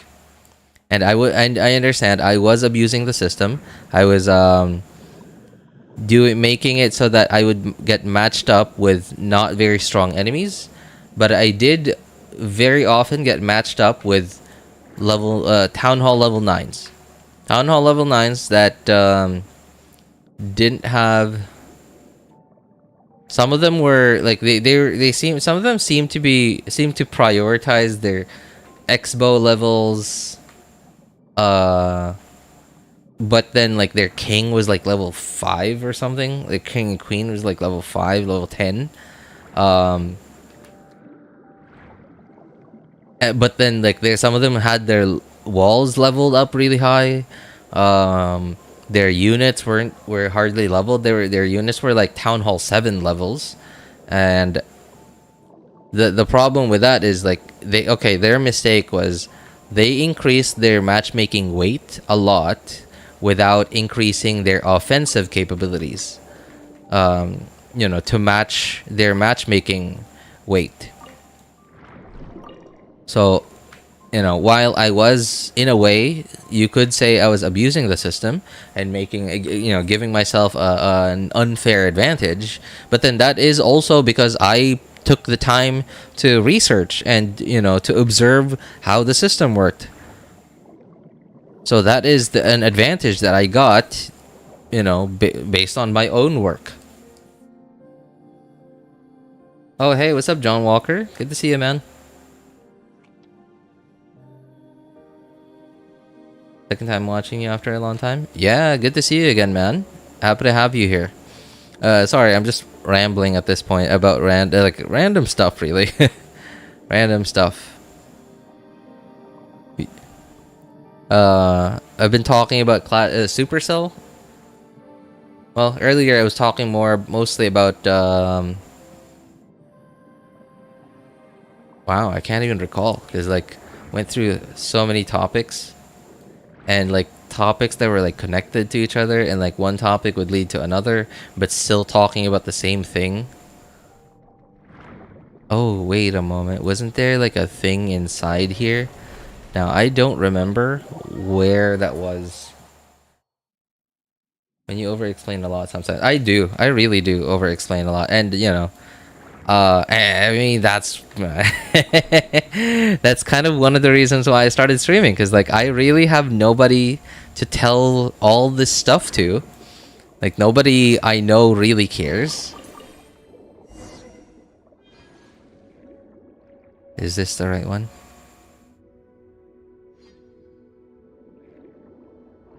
Nobody I know really cares. And nobody I know even plays the same games as me and stuff. So yeah, whatever. Yeah, and I don't know. Like, one of the reasons why I started streaming was hoping that, you know, there would be people out there who would actually be interested in what I have to say.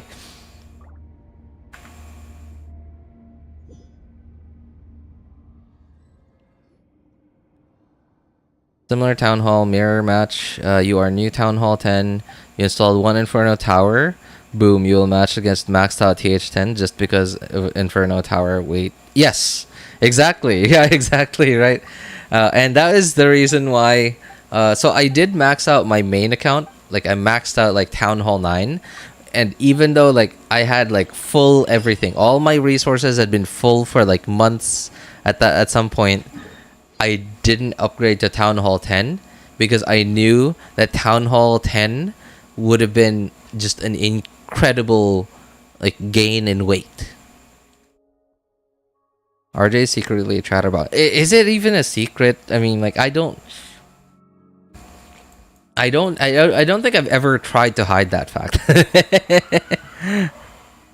I don't think I've ever tried to hide that fact. I think I sort of I feel like I broadcast that very openly, I think. Surely nobody knows my secret, right? That I'm actually a chatterbox.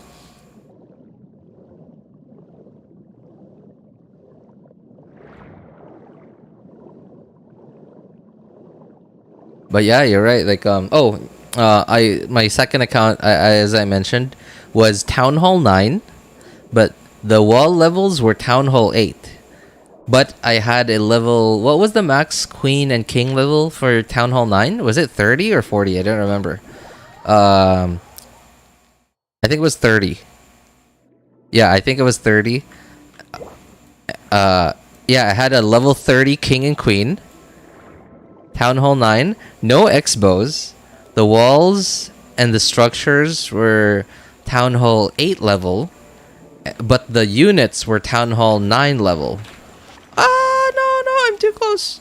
Oh, okay, thank goodness. Get some distance. Okay. Alright.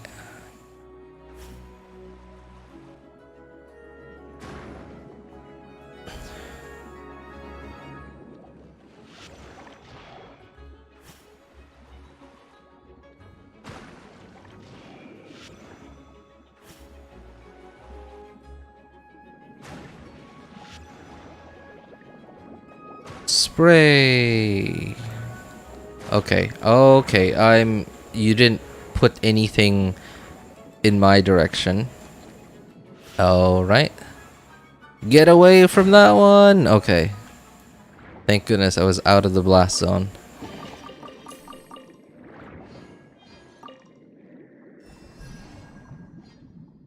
Okay, I think that's the only thing inside here.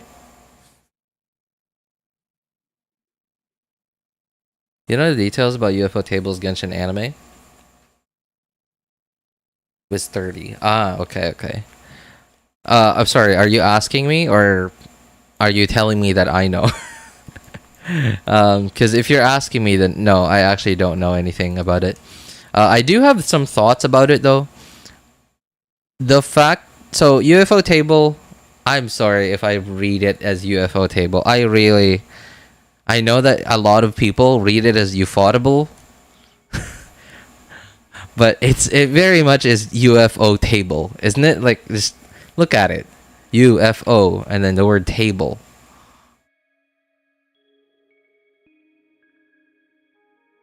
But yeah, I think the fact that they went with UFO Table means that they are going to focus more on the action and fight scenes and stuff. Because a lot of anime fans they like the way that UFO Table handles fight scenes, the way that they animate them. And like look at Demon Slayer. Right? Like, okay, plot is good, story is good, right? Plot is good, etc. But then like when have you mentioned Demon Slayer and UFO Table in the same sentence and said, wow, the story is really good. Wow, there's really good fan service. Right? No, it's like almost always talking about the fight scenes. So I think they went with UFO Table. I think one reason is they probably want to focus more on the fight scenes and stuff. And another reason is that because when they made the announcement, when they made the Genshin anime announcement, Demon Slayer, the hidden blacksmith village arc, I think it wasn't like very new at that point, I think, but it was still like fresh in the minds and in the mouths of anime fans. So the animation studio is also very fresh. The name of the animation studio was also very fresh in the minds and the mouths of anime fans. So it was, it was a good name to be associated with, especially at the time when they made the announcement. And if Hoyo decides to focus more on the fight scenes and the action, then they are a fan favorite when it comes to that.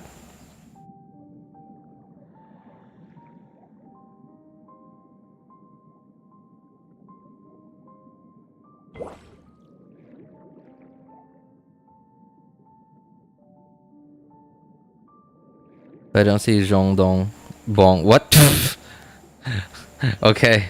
Zhong Dong Bong Wong Li. Raining stone spears and calling meteors from the sky. I'd be disappointed. I would be very disappointed if I didn't see that too. I am very much a Zhong Li fan, just as much as you are, man.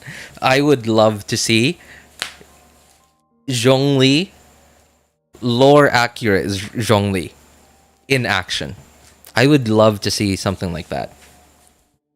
I'm not a very big Zhao fan, like in the game, but I would also love to see like a lore accurate Zhao in action and Barbados in action, like in the Archon War. I would love to see that too.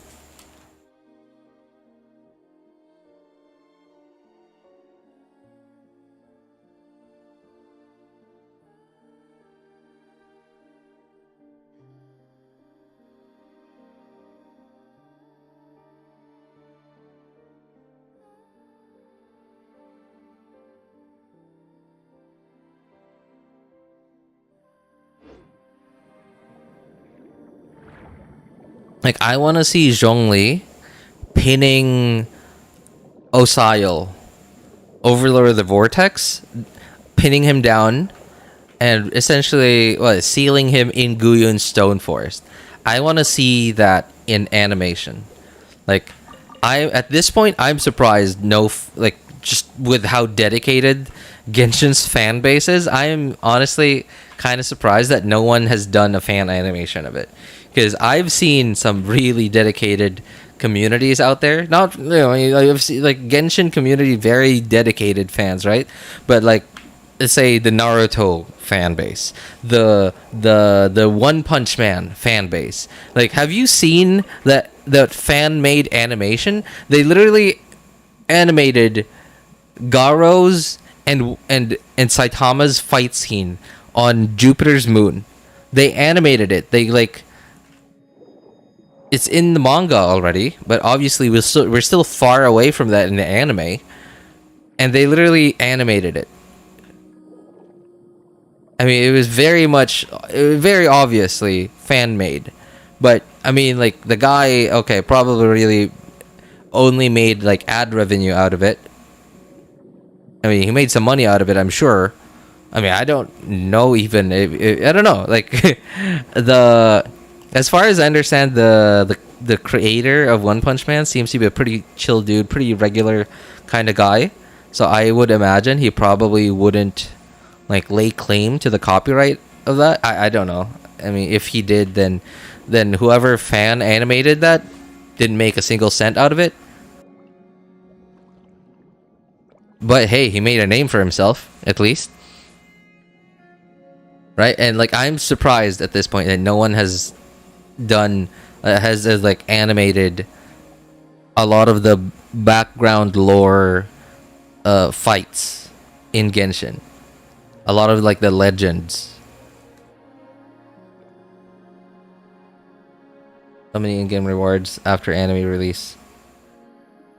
They better show Venti cleaving those mountains with wind blades. Yeah, you're right. Wait, I remember that. From, there was like an event, right, where, so apparently, so Musgrave apparently was like one of the tallest mountains in Mondstadt, and like somehow got like cut down to size into what's left of it now, because of like, the Archon War and like wind blades and stuff.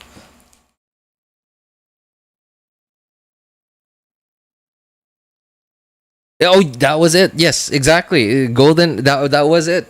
The first like when the Golden Apple Archipelago first came to be, that was apparently part of that story. It was nuts. I'd be very disappointed if they didn't show that in anime. I would want to see like the primordial one and his shades come to Tevat and fight with the 7 dragon sovereigns, and like all the stuff that happened like with the abyss, who the sinner is. Like, I would love to see all of that happen. I haven't seen it.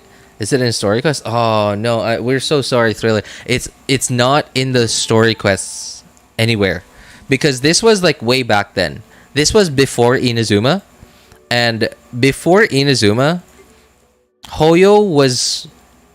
It was really unfortunate. A lot of people sort of complained about it, not immediately, but sort of like a few version updates after. So like, okay, here's an example. There is a very significant portion of Albedo's background, like what he is, where he's from, but to see that, and to get to see that part of the story about Albedo, you would have had to be here when there was that event in Dragonspine, when it was like an Albedo and Eula rerun. It was the first time that we ever had dual banners, and there was an event in Dragonspine, and the story of that event also gave us so much information about Albedo, about what he is, about Rhine Daughter, etc., and about Whopper flowers, and it wasn't like event limited. It was like a Tevat lore. And it was locked behind that event, which no one else is going to see after the event is gone. And it was the same thing with what we're talking about now, with what me and Shinrin are talking about now, with the Golden Apple Archipelago. Golden Apple Archipelago, every now and then you will see it. It will rerun. I don't know when the next rerun will be, because now that they have another like limited event region.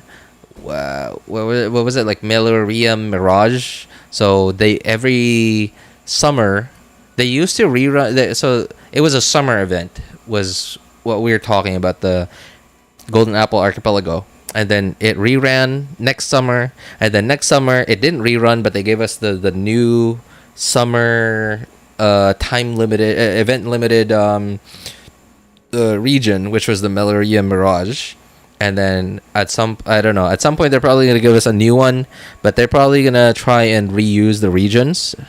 What either it be the Golden Apple Archipelago or the Meloria Mirage again.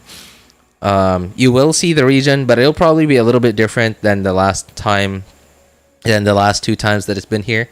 But there was like, along with the story, there was like this really significant Tevat lore, not just event lore, but actual Tevat lore about Musgrave that nobody will know about unless you were here and you did that event and you did the story. And Hoyo certainly has been avoiding doing that for a while now, because players were complaining. Players were complaining that it was like, this is important lore, but after this event, nobody else is gonna know this except us. And you know, for the people who watch content creators on YouTube who either stream or upload videos of their gameplay of this quest. And the thing with Genshin players is, while there are a lot of Genshin players that watch Twitch, that watch content creators on Twitch, watch content creators on YouTube, on whatever, but there is the silent majority of Genshin's player base and fan base do not watch content. Like, they are the types of players that are sort of just like, okay, here's an example. There are even Genshin fans out there that are just fans of the characters but don't even play the game. They, like, for example, imagine this, like, cosplayer sees a really cute character online, does research, trying to decide what their next cosplay is going to be at the next event. Sees this really, this cute character is pretty popular nowadays. I see a lot of cosplayers cosplaying her. Sees like Furina, makes a Furina cosplay. Doesn't even know who she is. Doesn't play the game. Never heard of Hoyoverse, miHoyo. Never heard of Genshin Impact.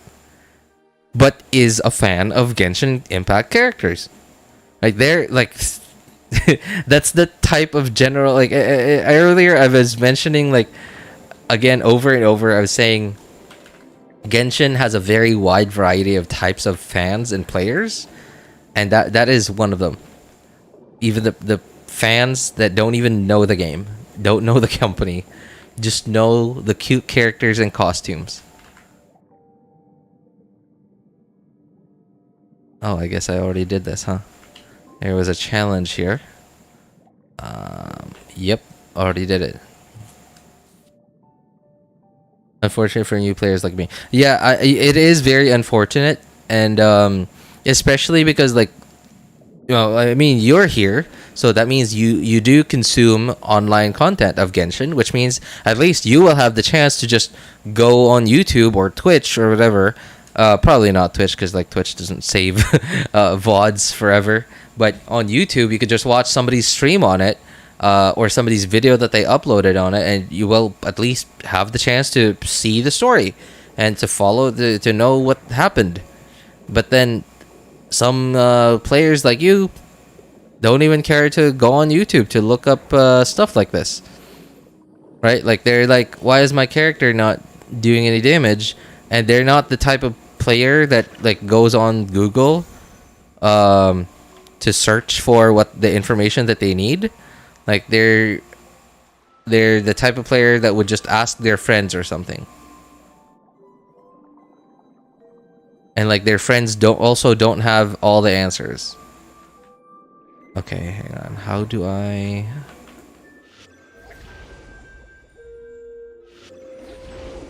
Come on. Okay, got it.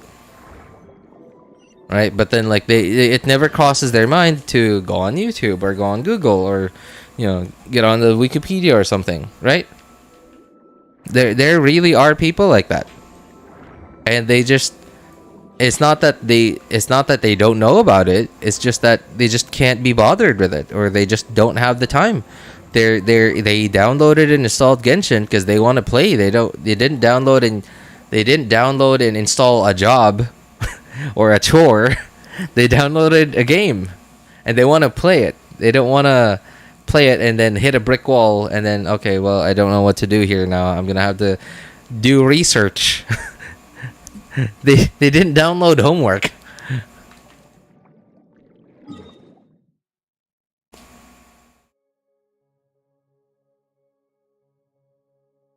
They better show all this in anime. I'm going to enjoy it so much. I've seen... Oh yeah, I've seen Raiden Sims here and there. Also Raiden animation on YouTube was so cool. YouTuber, so talented. Wait, which one are you talking about? Which one are you talking about, Thriller? Who are you talking about? Which animation are you talking about? I want to see the Fall of the Caribbean. I want to see all of that, man. Like, there's also the King Deseret. I want to see the Sumeru lore as well. King Deseret, Goddess of the Flowers. I want to see all of that. Like, I want to see King Deseret get consumed by forbidden knowledge. I want to see him create like the what is that, like that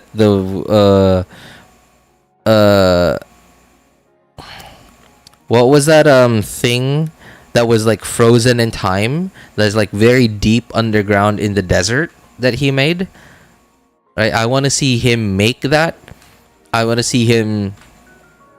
Yeah, and I want to see Raiden Shogun. No, I want to see the Cataclysm from 500 years ago. I want to see the Conrian War. I want to see all of that. I want to see the Cataclysm in Inazuma. I want to see like young A. She's not the Archon yet because it was still Makoto at the time. I want to see young A trying to protect Inazuma and then be really confused why is this tree all of a sudden here? Like, if you remember from her lore, she was the only one surprised that there's this tree here all of a sudden, and everybody seems to be like, well, what do you mean? It's always been there. Right? I want to see that happen. Like, I want to see I want to see the tree.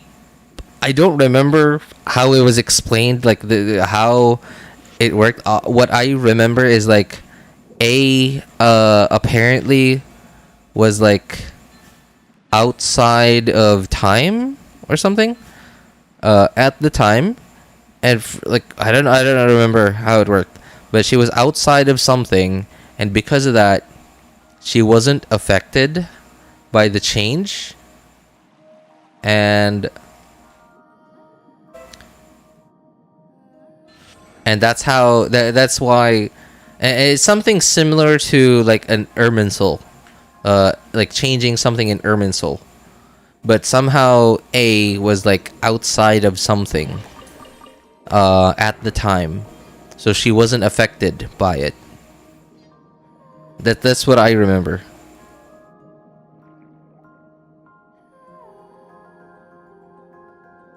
I'm really liking Conria part where Dainsleif appears. Oh, I want to see that stuff too, right? Like, I want to see like the travelers when they were in Conria, like the twins. I want to see like when Dainsleif got cursed. I want to see all of that, man. It's so cool. Like the lore that they've built into Tevat, it's insane. Like, I'd say, so the game itself, AAA, writing like the background lore, the world building, right? World building, AAA. cutscene animation. Well, the pre-rendered cutscene animations, AAA. But then, like the non-pre-rendered ones, I don't know, pretty indie. I mean, no insult to the developers, but I'm pretty sure that the people who are probably making the non-pre-rendered cutscenes in Genshin and like just deciding where the camera angles would be, I don't think are movie makers. I don't think they are. Yeah, I don't think they're movie makers. It feels like something that I would do. Like, you know, like they're probably just the game developers themselves. Probably not the writers. Probably not the people who are doing like storyboarding and stuff.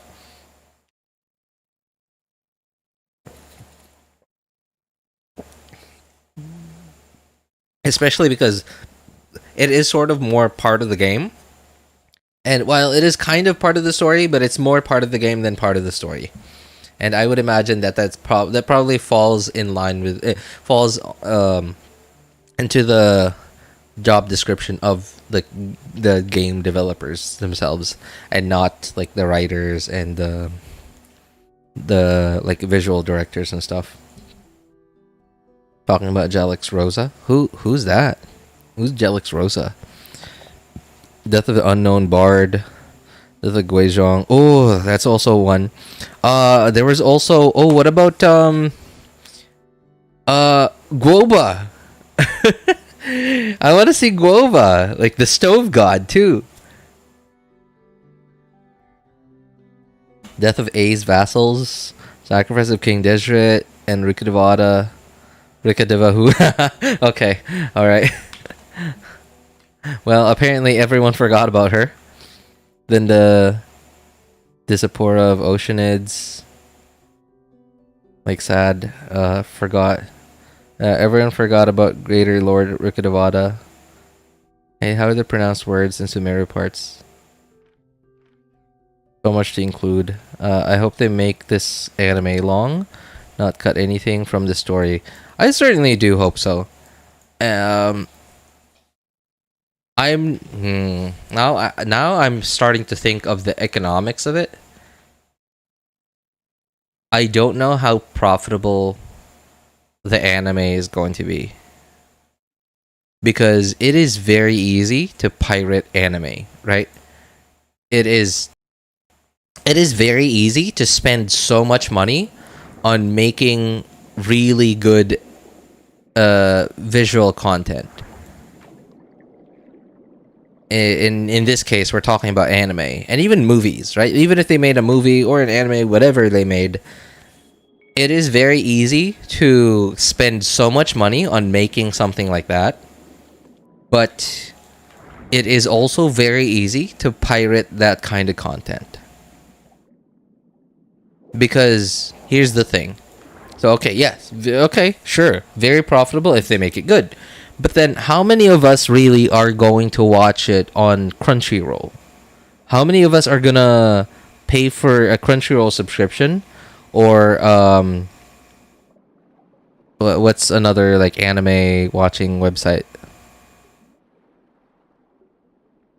I don't remember, right? Like how many of us really are realistically gonna be paying for a Crunchyroll subscription to watch this anime on their platform? Realistically, probably 90% of us are gonna be watching it like a few days after the initial release. A lot of us are gonna be watching it on like these other websites. These other websites that have, that random people have just screen recorded it, or just found a way to like get the copy of it, rip the copy out of like whatever website they watched it on, and then just downloaded it somehow and uploaded it to some other websites. Realistically, I think 80 to 90% of us.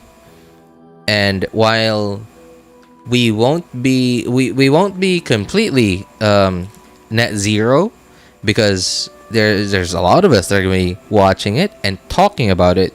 Therefore, us talking about it online, commenting on videos of people covering it, that is going to add to publicity. And no publicity is bad publicity, whether it's good, whether it's bad publicity. And it will add to their total numbers, right? Like, more people are gonna know about it, because more people are gonna know about it, more people are gonna watch it. So good overall, great. But then obviously it still would have been better if all these people that were talking about it also consumed it in a way that where Hoyo earned something out of it.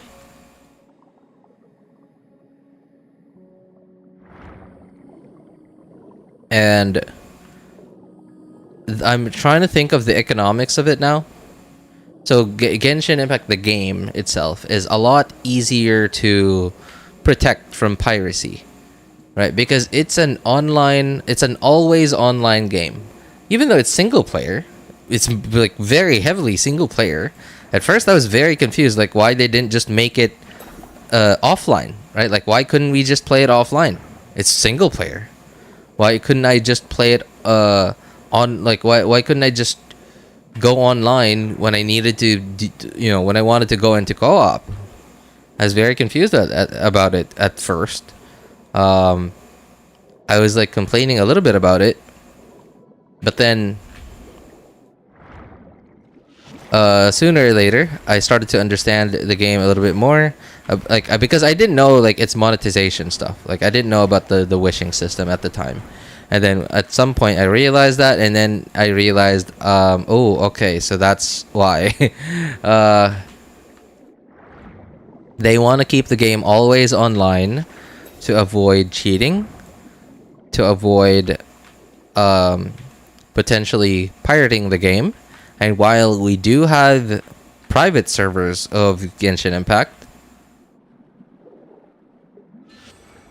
they are still like very much cracking down pretty hard on it whenever they can get their hands on one. They're like Nintendo. They're like, well, probably maybe not as bad as Nintendo, but they're like Nintendo. They are very much protecting their baby. Genshin is, even 2-3 years in, still very much Hoyo's baby. And understandably so. Behold, the princess. Oh, you're missing something.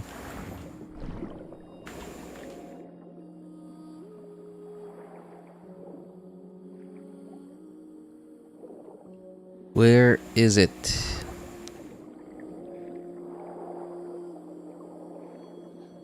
Wasn't it here? It was here. Pretty sure it was here. Oh boy. Oh, okay. Need to find a stingray. There. Oops. Oh, come on.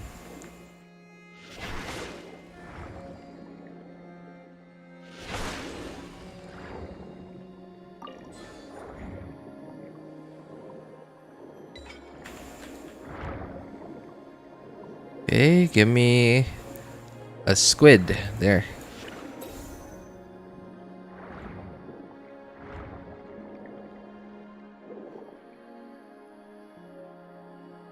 You watch Freerun? Very good slice of life. I've heard about it, but no, I haven't watched it. Hopefully anyone or Muse Asia buy the showing rights, because watching on other apps is a hassle for me. Wow, I'm actually... Oh, no, hurry up. Hurry up. Oh, come on. Oh, water's gonna come up. Ah!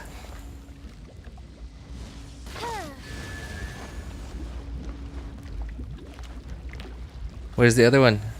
Okay, got it.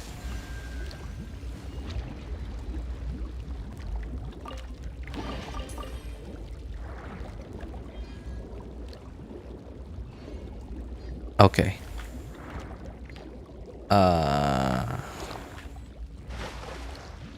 Oh, I guess we're not done. Okay. I guess you're not done filling up, huh?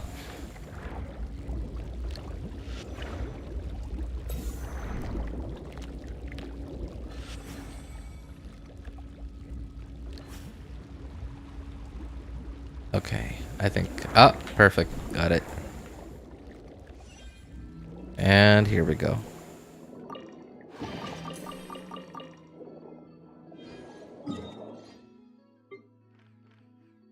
Alright, we're getting pretty close.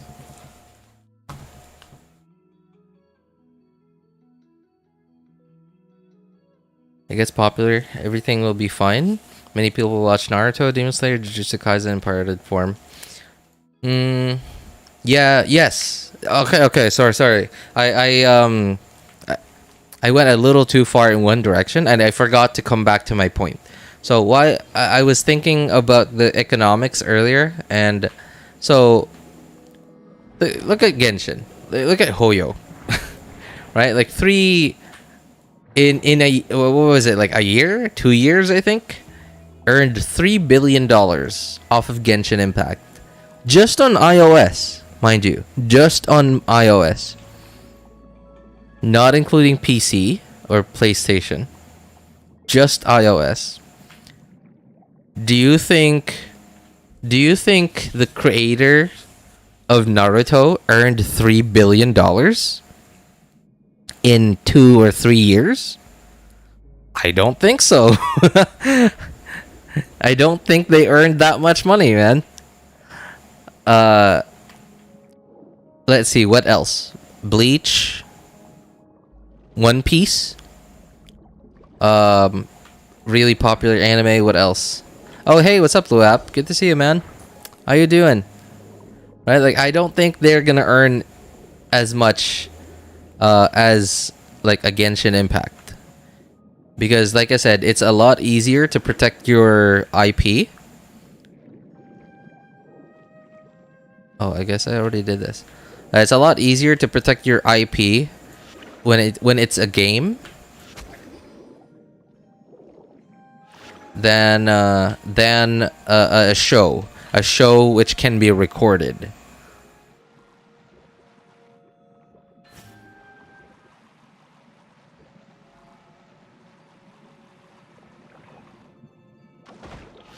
Oh boy. Oh, here we go.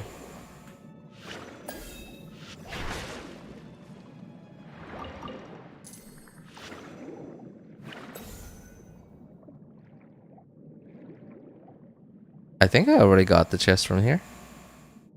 But for some reason it seems to be still active, so I don't know. I feel like there's maybe more to this.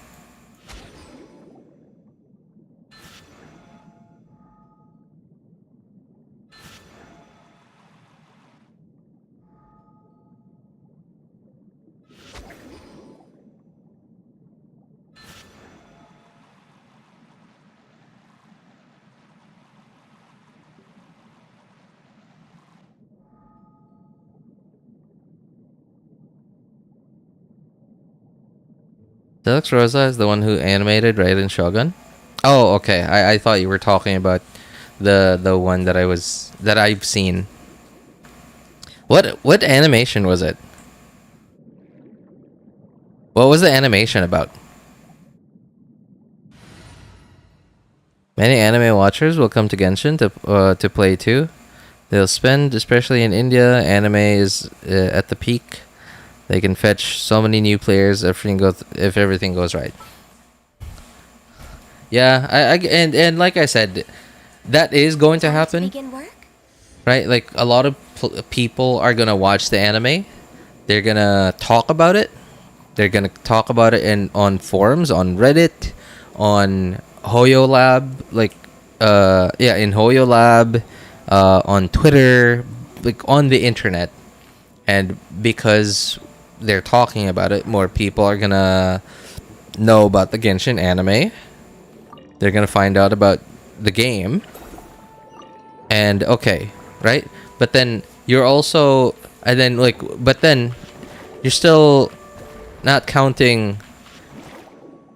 They would earn a lot more if all those people who watched it for free and are talking about it also watched it not for free. Right, so yeah, the advantage, they do have that advantage that because their IP isn't limited to just anime, their IP originally, well, at least it's connected to, and in Genshin's case, it's originally from a property that is easily protectable from piracy and very much monetizable, which is a video game, a gacha game, in fact. And that is the one thing that some of the OG famous anime didn't have.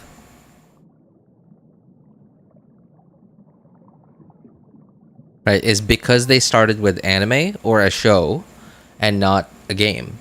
Is they couldn't get their show slash movie watchers to something that is more monetizable. And in Genshin's case, they have the game already. A game is very much monetizable, very easily monetizable, very profitable in Genshin's case too. So I guess that remains to be seen. So basically, what I'm expecting to happen is either they are going to just break even, or they're gonna earn a little bit, or their anime is going to be a net loss for them, and they're gonna have to supplement. Like, and in that case, worst case scenario, they're gonna lose money from the anime, but to keep it going, they're gonna supplement financing the anime. They're gonna finance the anime with money from the game to keep the anime going, to keep getting more players into the game through the anime. I mean, I don't know how the numbers is gonna work out. I'm sure the numbers are gonna work out in some way, and somebody at Hoyo Dawe is gonna make a decision, and then we'll go from there.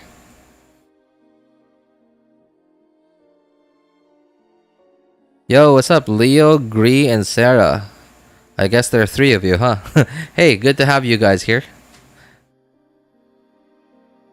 How's everything? Everything's good, man.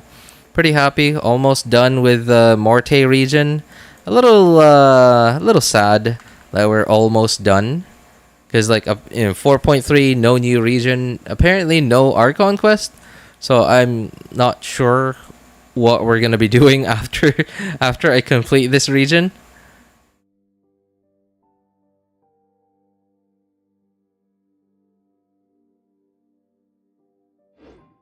I don't know. Like, I think the only thing I'm gonna be able to do on stream is just weeklies.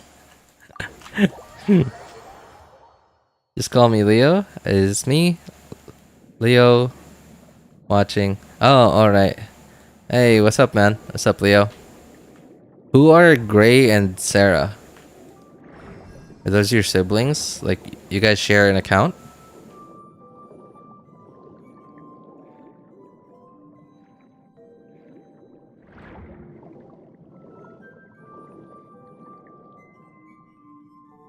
That's good. I've not even started exploring the first release Fontaine areas. Oh, well, hey. You got plenty of time to catch up, man. Because 4.3 is a filler patch. At least like filler lore-wise. Obviously, there's still gonna be events and stuff, but there's no Archon quest, there's no new region, etc. So yeah, you're gonna have plenty of time to catch up. I don't know about 4.4 though. I would imagine there's probably like a new region in 4.4. I don't know, really. Probably not.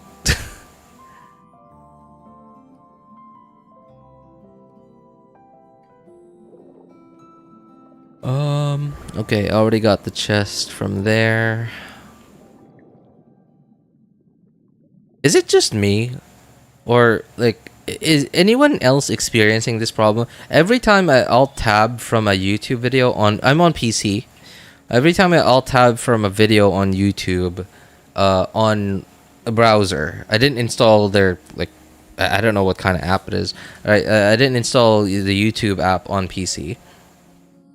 But every time I alt tab from it and I alt tab back to it, spacebar doesn't work anymore to play and pause. So I have to press K, or I have to click the video so that a spacebar will work again. Just my friends I share the channel with. We do some Genshin stuff. Ah, alright. Oh, that's so cool. Them drawings. The fact that I'm really big procrastinator, I always fool around looking for nothingness in Mondstadt. In Mondstadt? What about the rest of the world? Mondstadt gives you that freedom and peace after all. I guess that, yeah. Maybe you're into that vibe. Like, while for some hardcore players who want something to do, some of them might say, like, but Mondstadt's boring. There's nothing, it's empty. Right? It's like some players out there really will actually say that. And yeah, they're not wrong. But Mondstadt does, it feels peaceful, is what I think.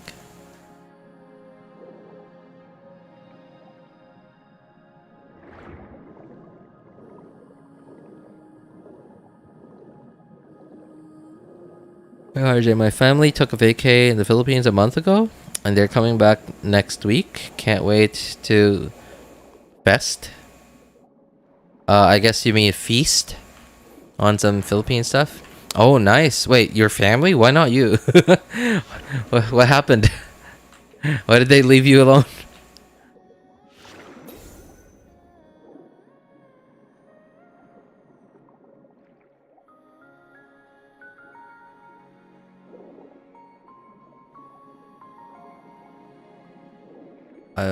I feel like I've done this already.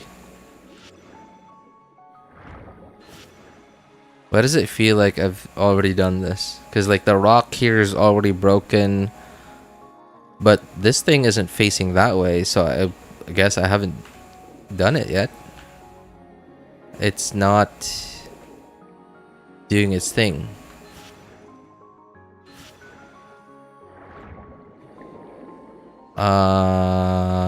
Excuse me? I'm confused. Have I done this puzzle or not? I don't know. It's not doing its thing. I guess I have done this. I'm confused. I'm just really confused. Is there something? I don't remember if I had to break something else here.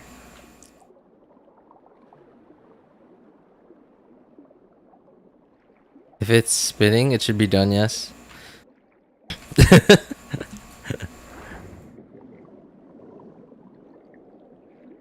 I don't know. A lot of the... Oh, yeah, okay. This is actually like one minor complaint that I have of the 4.3 region in general. Because like some of the puzzles... Like here, for example. I'm pretty sure I've done this one already. After they're done and you come back to them, sometimes they will look like they're done. Like that thing over there will be shining its like light beam towards this, and then like if you see that, you'll be like, oh, I guess I've done this already, very obviously, right? But then it'll be there stuff like this will also happen where it looks like, okay, have I done this or not?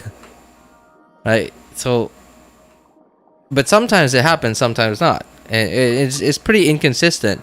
Is it supposed to show the light beam or not? Because it's pretty inconsistent. Because like I'm willing to bet that if I leave here and I come back like a few times, that light beam will be shining over here. That's sort of been my experience with the 4.3 region.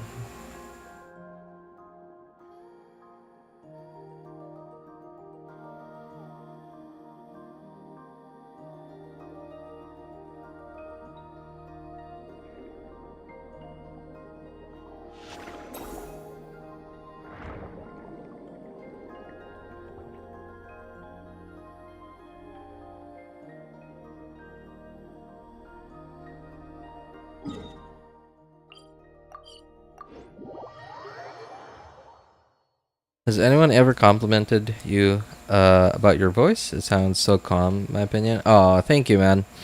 Um, I don't wanna seem pig-headed or anything, but yeah, I actually have gotten a few compliments about my voice. But yeah, thank you. Time to go. Born of ice and Oops. frost.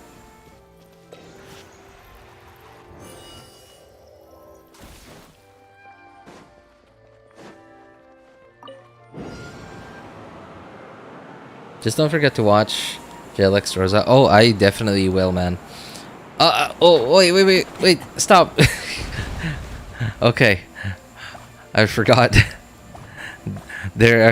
Okay, I've done this puzzle 3 times already. Once, no, on my other 2 accounts and on my friend's account. And I keep forgetting that there are cannons that are shooting at me. Just because like the cannons just seem to hardly ever hit you. I don't think I need to do this thing.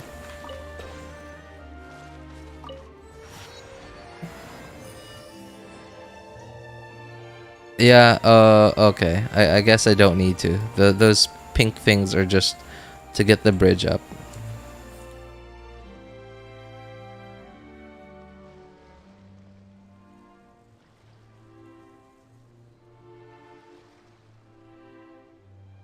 Just skip to the last minute to watch the animation. Ah, okay. I also would like to recommend a YouTuber animation.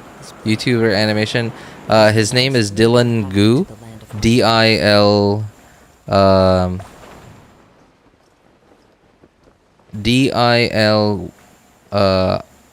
sorry, Lun, D-I-L-O-N G-O-O. And it's an animation. So basically he made like Genshin into cyberpunk. Like imagine cyberpunk, like Cyberpunk 2077. Yeah, imagine that, but like with Genshin characters. And like one of the main characters was Albedo. Yeah, try to imagine that. It's pretty cool what he's made.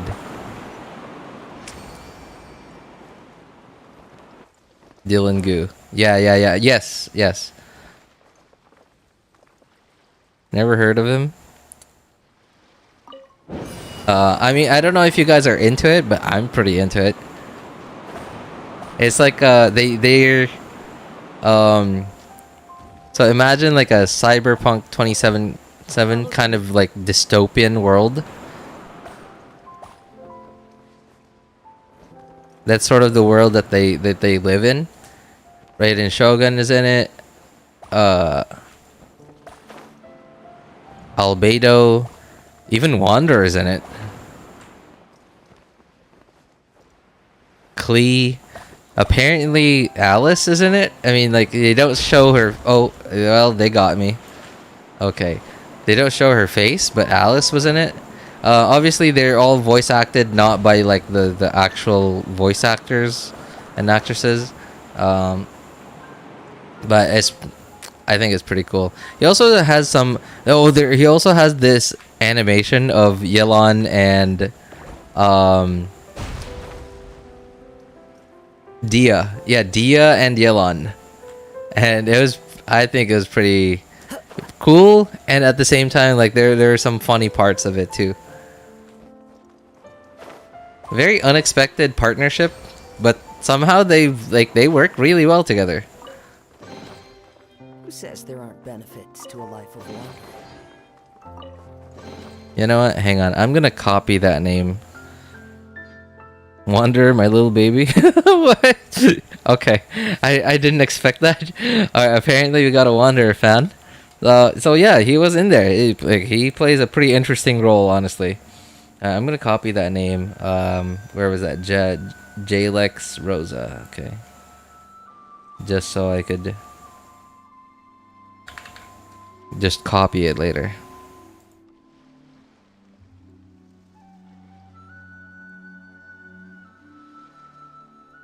Or sorry, paste it later into a browser.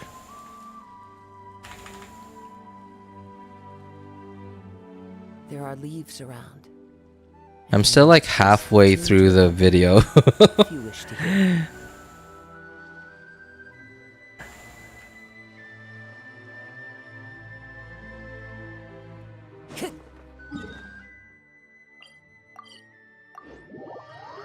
What are my many names? One of your many names, Wander? Oh, mains. Okay. About mains, what's yours? Oh, okay. I guess you haven't been here for that long. Ganyu. And if you even watch like just even a few of my VODs of me just if I'm in the overworld, you will almost never see me use another team.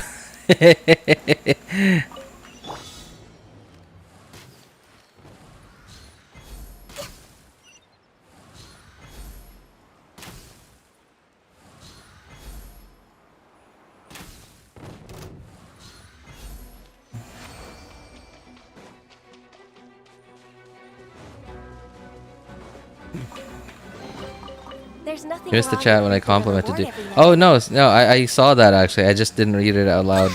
Did you delete it? Excuse me. Oh my god, please stop, you two.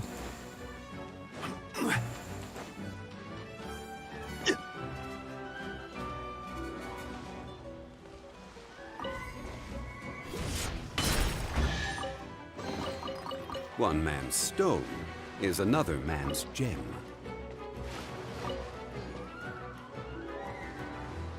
Oh, it's up there. Oh, here. Okay. His voice is so soothing. Plays his stream in the background instead of music. Yeah, sorry, Thriller. I saw it earlier, and then like I looked at other stuff. I got distracted. Sorry, but thank you though. I appreciate it. Thank you, Thriller. RJ's like Chi-Chi, he like Coco. Oh, come on, man. You don't have to say it like that, man. I mean, it's not, you know, it's not wrong. But you don't have to make it sound like I'm weird. Come on, man. Help me out here. Oh, wow. Huh. Interesting. 4 crystal flies just sitting in there. They've really given us so many more crystal fly spots. Fontaine has, I think, has more crystal fly spots, like nearby teleporters than like the rest of Tevat. I think. Because okay, how I know this is like I am a. You know what? I'm just gonna stop talking. I'm just gonna show you. So yeah, you can see, you know, why I know my crystal flies. And this is even because this is even after like I haven't farmed crystal flies in I don't know like how long, like 2 months I think. I haven't farmed crystal flies in 2 months. I still do grab like whatever I see, but I don't like actively farm for them anymore. I haven't done that in like a month or 2 months now. Especially after I hit like 999, after I hit max, I sort of stopped. And so I remember there's one, I think this one or this one, I don't remember. There's 3 there. There's 2 around here, 2 or 3, I think. There's 3 over here. There's 3 over here. There's 2 here. And I think there are 3 or 4 around here. They're this is a little annoying because they're not like all together. They're kind of scattered. But there's 3 or 4 over there. There's 2 next to this teleporter. Well, not right next to, but like a little bit next to it. There's so many in Fontaine compared to like the rest of Teyvat.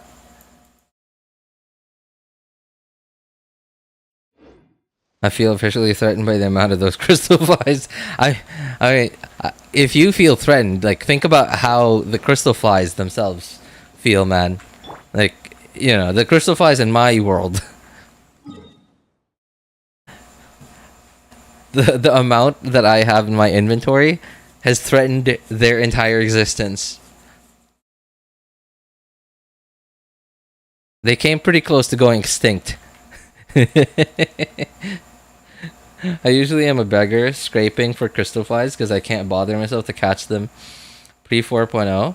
After Fontaine, I'm about to go 200 crystal flies. Wow! Congrats, man. Yeah, right? There's so many crystal fly areas in Fontaine. There's one in the water. Oh yeah, I didn't even mention the ones underwater. There's one. I think is it? Yeah, okay, it is this one. There's one like right here in this little cave. I think there's like 6 in there. Where else? I can't remember all of them because like I didn't even bother collecting them. I guess mostly because like in the early part of Fontaine, like I think around 4.0, middle of 4.0 was the point when I reached max crystal flies on my 3 accounts. So I sort of just didn't care at that point. There's like 3 here. There's like where else was it?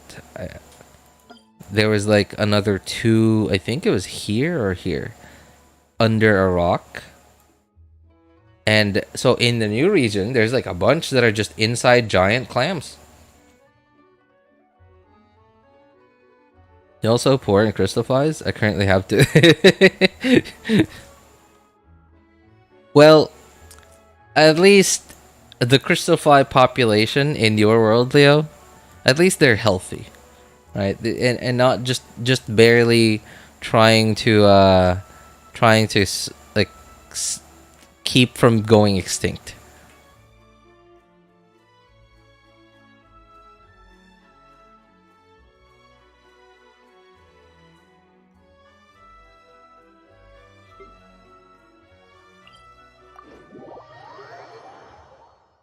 It's unusual this time. We're on live. Oh, hey, what's up, Asuna? It is pretty unusual. Well, not very unusual, but yeah, I'm not usually still live at that's too high. Okay. Well, I'm usually not still live at this point. Okay, I guess I haven't. All right, I have done the one where I shoot the ball in that hole, but apparently I haven't done this one yet. Pretty unusual of me to skip one that's right next to it. But sure. Oops. Oh, come on. Wait. Didn't I get this? I did.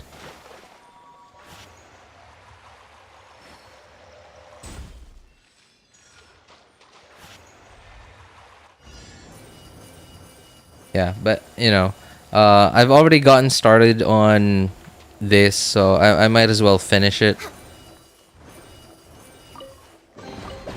Uh-oh. Beautiful treasures are a cause for great I didn't mean to do that. I hope it puts me next to one of those healing things. Okay, give me something.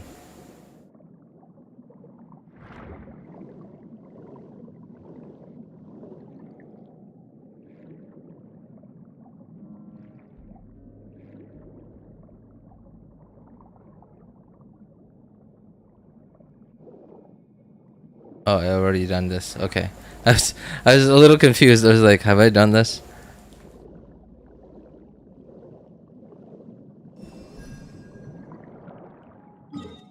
Almost midnight here. Gotta go to sleep. Had a lot of fun talking to you. Oh, hey, it was fun talking to you as well. Thank you, Thriller. Appreciate you hanging out with us, man. Good night, man. Take care. Wasn't able to come here these days because I'm borrowing data for a time being. Borrowing data? I'm being midterms or soon.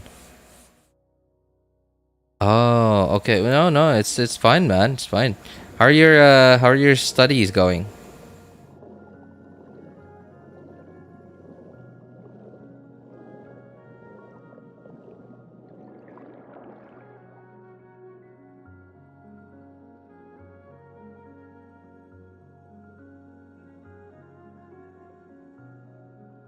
I like that one in the little cave the most because there are lots of shiny rocks to mine that location. Yes, that's true. There were also lots of rocks there. And it wasn't a very hard cave to get into. Like, it was sort of locked a little bit at the beginning, but then, like, all you gotta do is just get 3 Sealies, and then you get a precious chest. Glad you're live at this time. I live in Italy, and I always keep missing streams from my friends who live in America, the American and Asian continent. America. Oh, okay. Like, yeah, if your friends from America stream, it'll probably be like, if they stream early, like, you know, as soon as like after dinner, it'll probably be like midnight for you. Asian continent. I mean, I'm in Asia, and it's actually quite late here, and I don't know, I'm just not sleepy yet. We've had plenty, I guess, yeah, we've had plenty of interesting topics this stream so far. So that plus the fact that I've sort of gotten into the mood, just following this video that I am following to clear this region.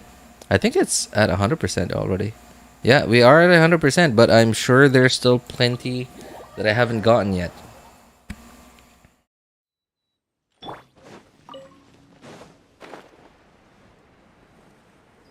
Oh, like this thing. It's right next to a teleporter too. Oh, there's even a chest over there.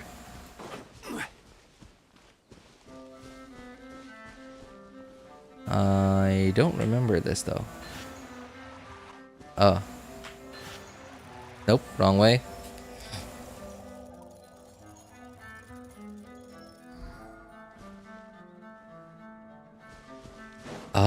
Oh wait, okay. I remember this now. This was kind of annoying.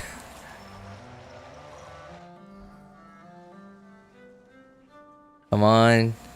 Get it? There we go. Yep. Unsolicited, and all the more valuable for it. Solidify! Next on the agenda. Well, this is annoying.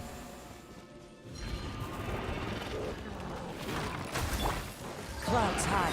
The birds call.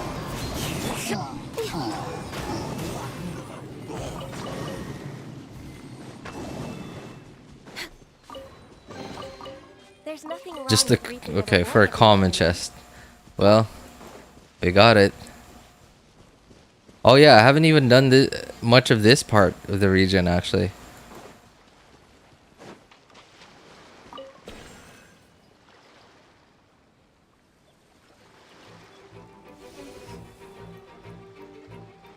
What's your brother's grade? My brother is finished. Actually, he just graduated from college this year. Oh, sorry. Not. Oh, come on. Thank you. Finally. All right. No touching. Wind strider. Yeah. When was it? March? Was it March? No, not March. When was it? I don't remember. I don't remember what month it was. I think it was September. I don't know. I can't keep track of the months when people graduate nowadays. Ever since COVID hit, schedules, like school schedules, have been just out of whack. I don't know. school schedules here have been just out of whack since COVID. So it used to be like in America, for example, September was usually what was that, like the start of summer vacation, right? Or was it the end of summer vacation? I don't remember. Here it used to be, that was March, the start of summer vacation. And ever since COVID hit,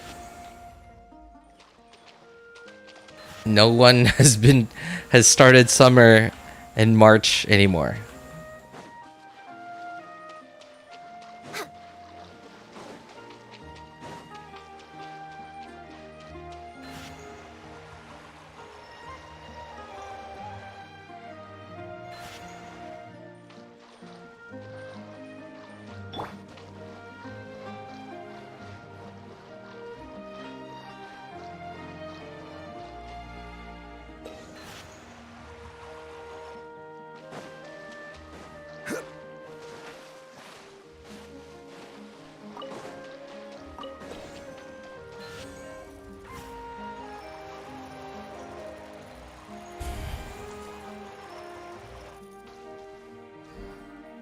Ah, that's it.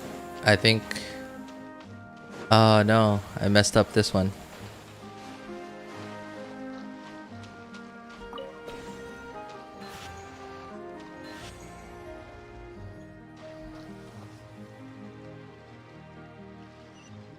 And we're good.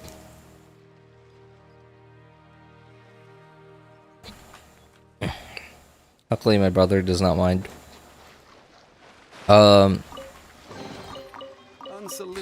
You know, I can't imagine...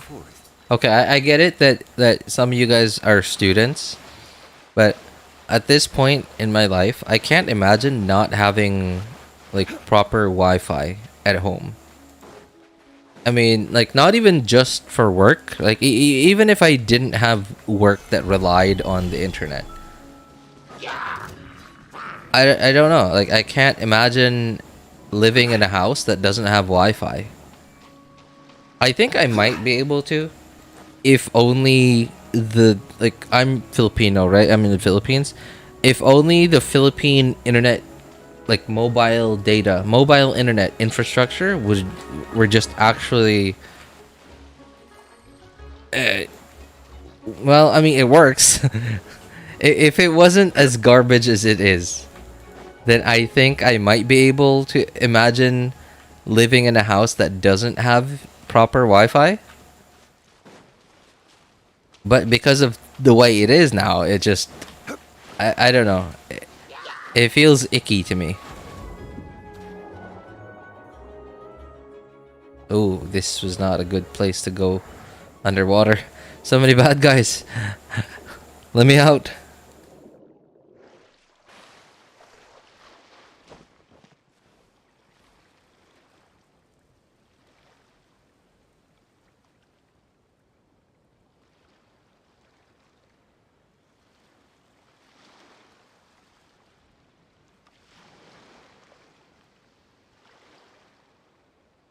Alright, well, it looks like my chat stopped for a moment. Wine tastes the same as I remember. I had to refresh it. But where are those who Yeah, give me a sec to catch up with the messages I missed.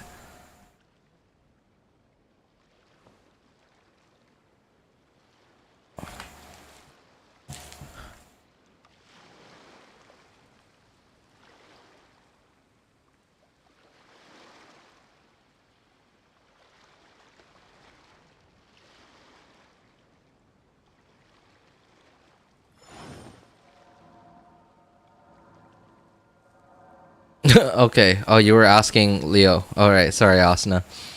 Right after dinner, the American continent should be around 4 a.m. for me. Oh my god. Okay, I would imagine you're definitely not gonna see your friends, your American friends' streams, huh? And those that come across Leo tend to stay a while. So it is where many things come to set.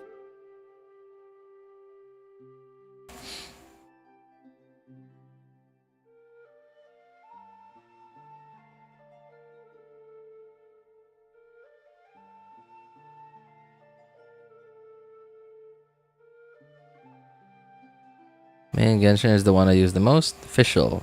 Hey, that's not bad. Fischl's really good, actually. I mean, Fischl has always been good. Like, from even before Dendro. But then, like, Dendro came along, and, like, Fischl is now about as good as a Xingqiu. Like, maybe not as versatile, but, you know, very, very good character. Very, very strong character. Here I am without Wi-Fi. No, I mean, like, you know, nothing against that, Asuna. I don't know, like, I just can't imagine it at this point. Especially because mobile data in my city just doesn't seem to be very good. Like, when I'm outside the house, it works. Especially because I live in the urban part of the city. Very small city, by the way. Very small city. Like, I drive like 5 minutes straight any direction. I'm outside of the urban area. I'm already in the rural area. Driving 5 to 10 minutes straight in any direction from where I am, instantly, like, rural area. So it's a very small city.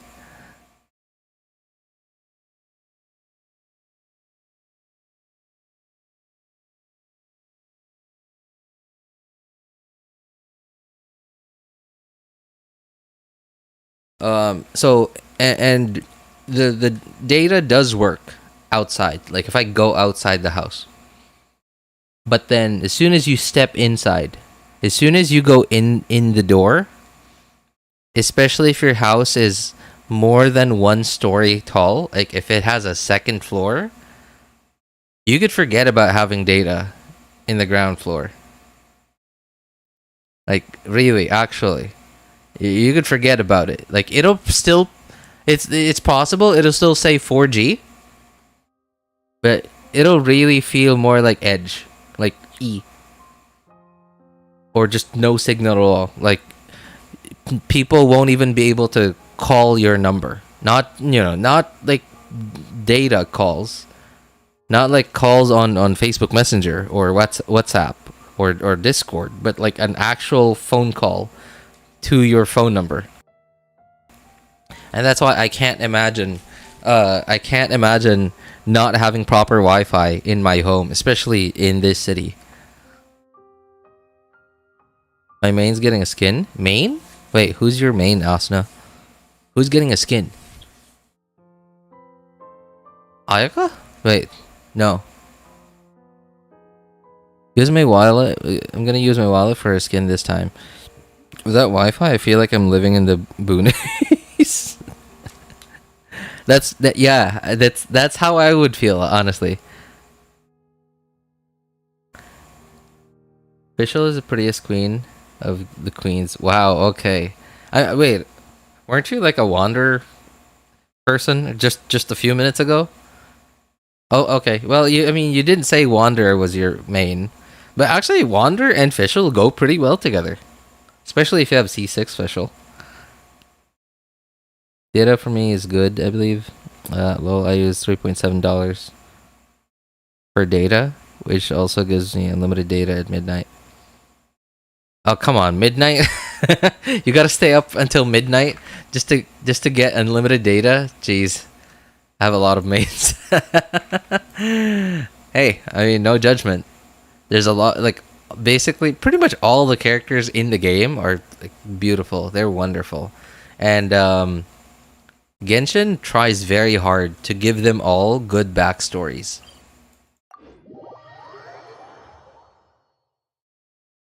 Especially the 5 stars. Because the 5 stars are really where they make a lot of the money from. I mean, like, at this point, on 5-star reruns, obviously some people who already have those 5 stars aren't gonna wish for them again.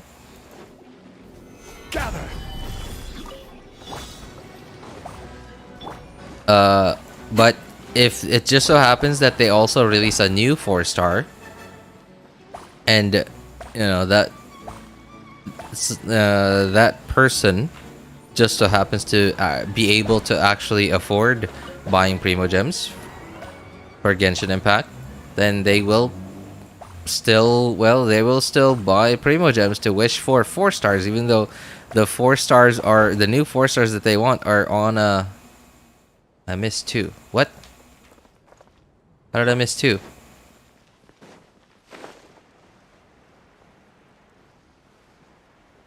Excuse me? Hello? I did miss 2. Which 2? Oh my, what? How did I miss? Ah! Come on. How did I miss the ones at the beginning? Time to go. Come on, let me in, thank you.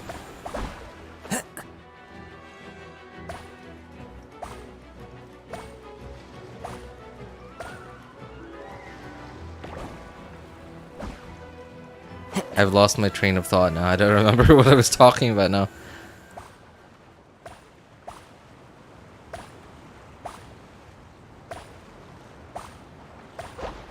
Back then though, I have actually lived in quite a few cities in the Philippines, including Manila and Cebu. And in those cities, I wouldn't mind just not having proper Wi-Fi at home. I wouldn't mind data in those cities, especially in the urban areas, just as good as Wi-Fi, if not better. Especially because so I don't know how it, like I'm sure like in other countries mobile data works differently. Here in the Philippines, when you pay for data, you are paying for a certain amount of data consumed, but then the speed doesn't matter. The speed is based on like your location, your device, etc. Right? Based on those factors, there's no speed limit. The speed limit is however much is being provided in certain areas and how much speed your device is capable of. But when it comes to home Wi-Fi, you're paying for basically an unlimited amount of data, but the speed is what you're paying for. You pay a certain amount of money for a certain amount of speed, but it's unlimited. And in the in urban areas, in the larger cities, the Philippines, data is actually a lot better than Wi-Fi, just home Wi-Fi. The only thing that's not better about it than home Wi-Fi is the fact that it's limited.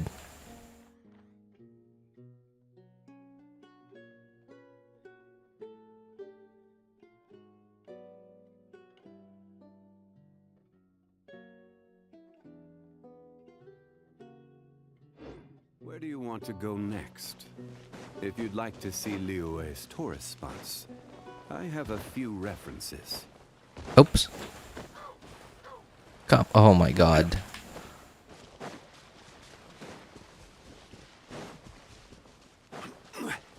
Oh, did I break that box here already? I guess I did.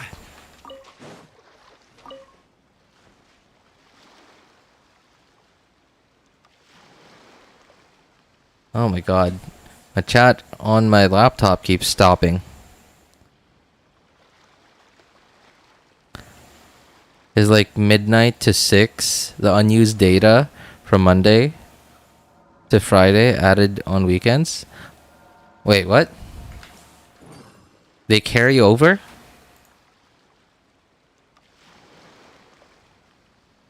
Official Wander... Huh? What? Rice cake. Who in the world is that? Farzan? Yes, she's a DPS. And again, I'll hate them. Hazo, aggravate DPS. Yeah, oh my god. Aggravate DPS. Yo. Rice cake. Why is Risley rice cake? Oh my god. Where is that from? Do you have any cloud retainer leaks? Every journey has its problems. Wow, really? You guys are still counting on that happening, huh? I mean, not gonna lie, the fact that they showed us a humanoid Cloud Retainer character model, it does make it extremely possible for them to give us a playable Cloud Retainer someday. Wait. Does Ganyu or Shenhe have any voice lines of Cloud Retainer? Here.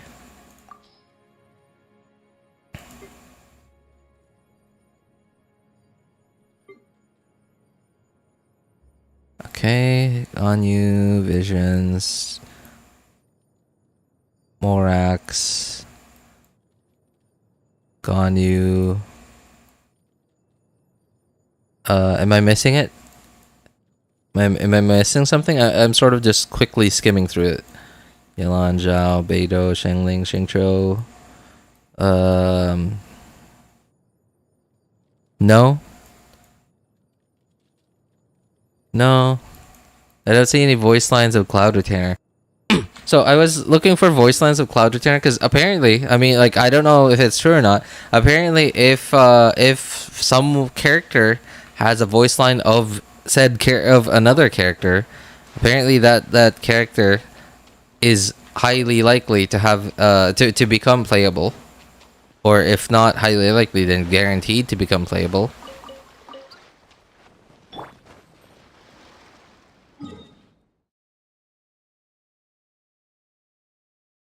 Same here. Oh, okay. The thing is that we have unlimited home Wi-Fi.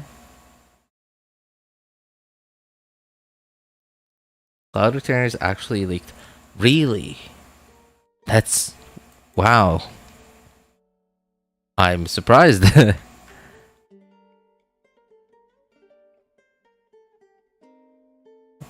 I'm still like 2/3 of the way this video. It's like a 2-hour long video. And I'm really taking my sweet time going through it.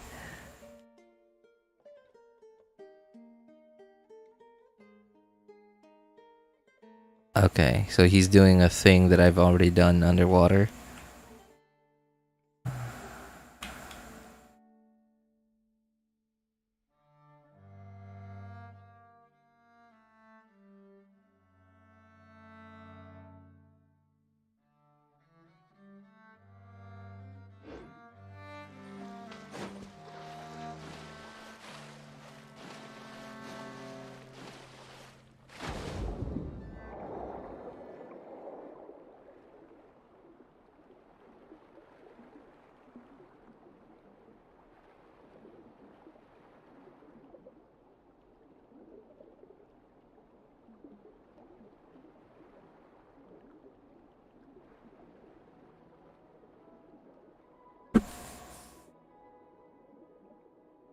The chat on my laptop keeps stopping.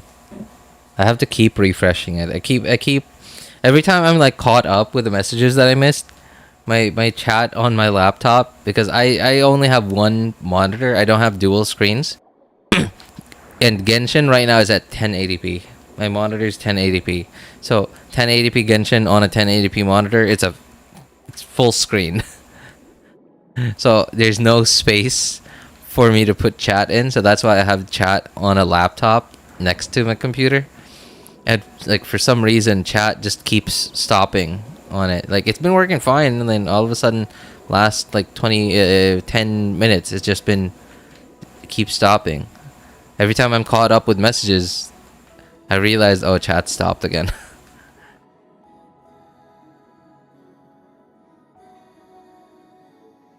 Grizzly bear is rice cake. Because he has cakey. Oh my god. Oh no. All right. I mean, I heard that. I can't deny. You know, I can't deny what other people like. But I don't know. I can't believe it. I actually read that out loud. If we play Clash of Clans, their network is so hyped up with Town Hall 16. Wait. The network is so hyped up with Town Hall 60. What does that mean? Sorry, Asuna, I'm confused. How is the network hyped up with Town Hall 16? What is that?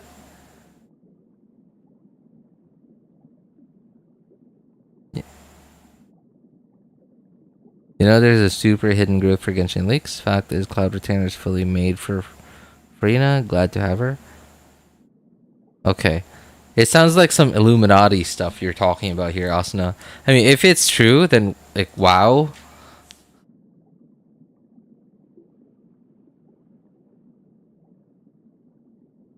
Alright, but it's completely understandable. Thank you, man. Appreciate it.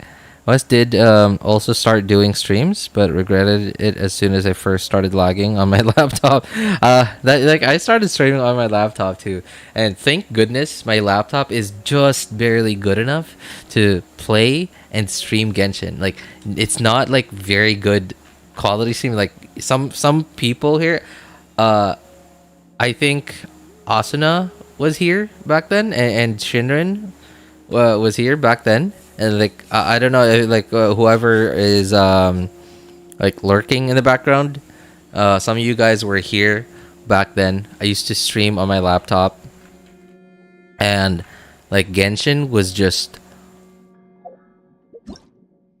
I don't even remember the resolution. So most of the time I would be streaming at 720p most of the time, but if I knew, especially if I knew that that the AC was going to be on, that I was going to turn on my AC, because it's a thin and light laptop. So having my AC on really helped with cooling the laptop. And if I knew that the AC was not going to be on, I would go down to, especially if it wasn't nighttime. If it was like in the middle of the afternoon, just steaming hot, humid afternoon in the middle of summer, AC isn't on, I would stream at this resolution, 640 by 480, render resolution at 0.6, just so I could play at 60 FPS. And like only I would see 60 FPS because my stream was set to 720p 30 FPS. So the low resolution plus the low render resolution plus YouTube compression, it really did not bode well for video quality. But hey, it worked. I was able to actually play it and stream it. For a laptop though, like it's fine. Thankfully, it's just still fine. Thankfully, at the time, the laptop was like relatively new. It wasn't like really old already. So I'm sure the thermal paste on it, like for both the GPU and the CPU, were still new-ish.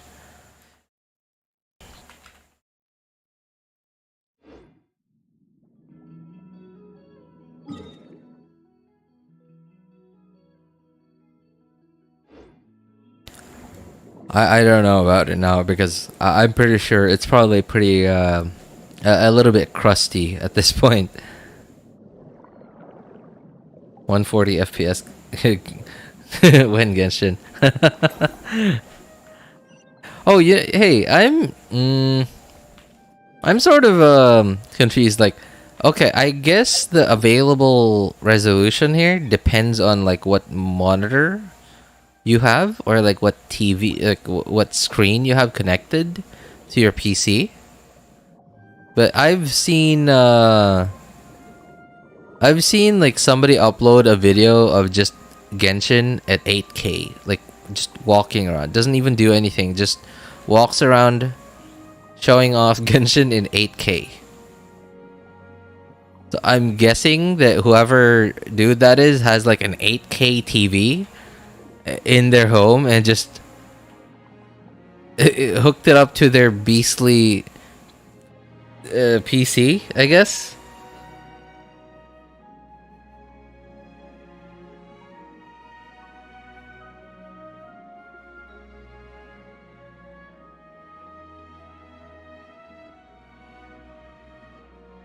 That's gonna stop simping for Cloud Retainer.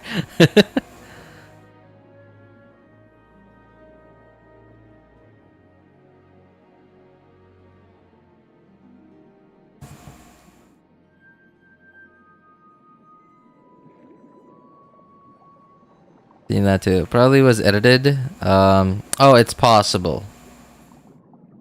I won't believe to hear that it is true. I mean, it is possible, I guess. But then, like, you know, with like a really, really high-end PC and an 8K TV, because like there really is an 8K TV out there, and it's kind of a pain to get it working.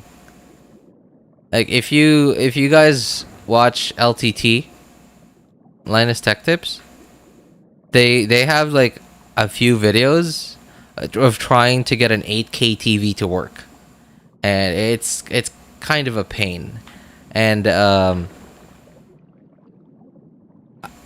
it is very much possible that maybe they just have a 4K monitor, and then they just put it into their video editing software, and then they exported it at 8K or something. Sure, maybe. And then like nobody would be able to tell the difference whether it was recorded natively at 8K or just upscaled to 8K. I'm sure nobody would be able to tell the difference.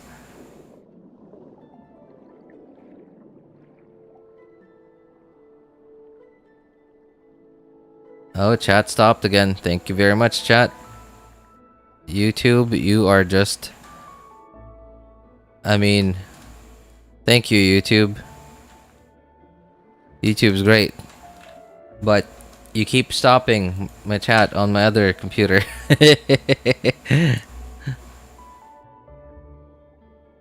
Oh, I gotta go. See you later. Have an early morning classes. Oh, okay. Hey, thanks for stopping by, Asuna. Take care, man. Have a good one. Good luck. Good luck with class.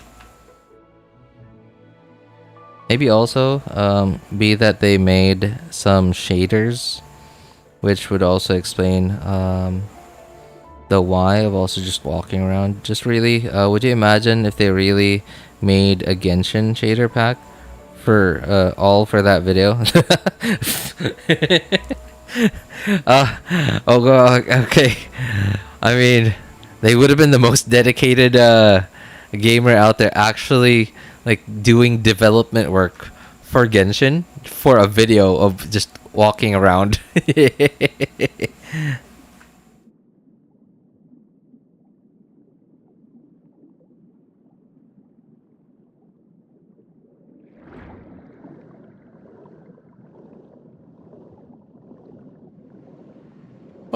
Speaking of high resolution stuff, so I don't feel it on my desktop computer now, but I used to feel the weight, right? Like how heavy anything would run.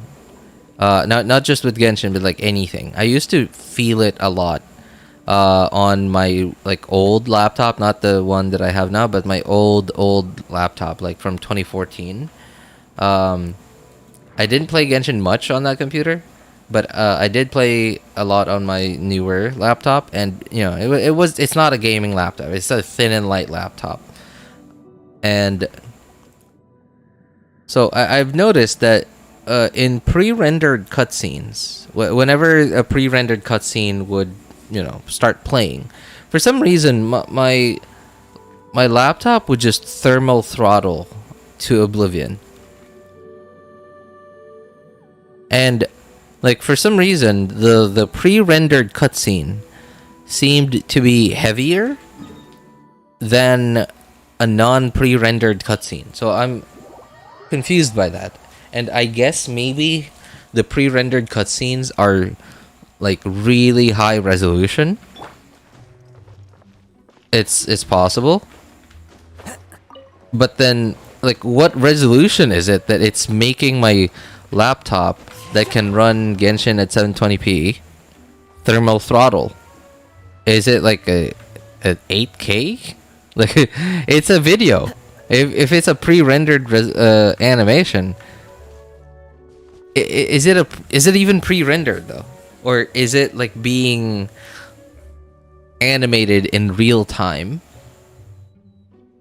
but just, you know, with all the settings turned up, just for that video, just for that cutscene?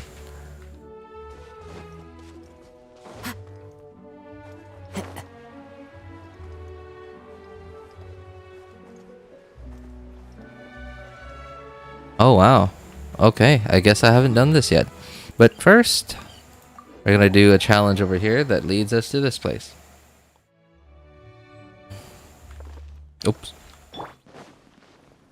Would never be me playing Osu while having Genshin open and yet still wondering why I was lagging.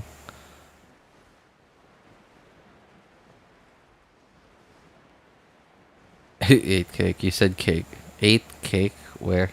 What? Wait, me? I said cake? What?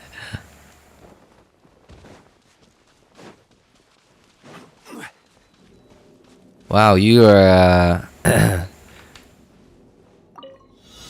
somewhat down bad for Risley, huh? Oh, let me in. Thank you.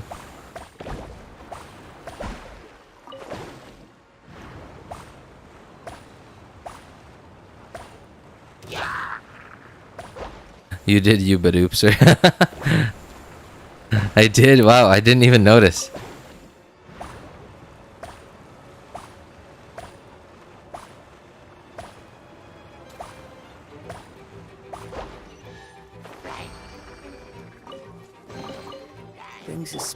Okay, come on, fellas, settle down.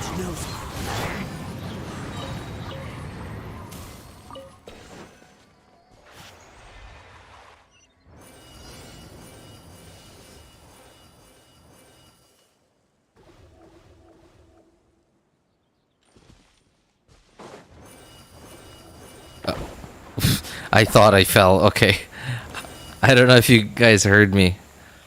Hey, come on. All right, there.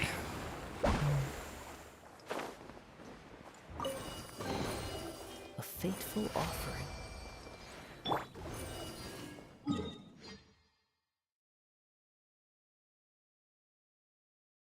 Oh. Ah, wait. There's a challenge here? Oh, there is.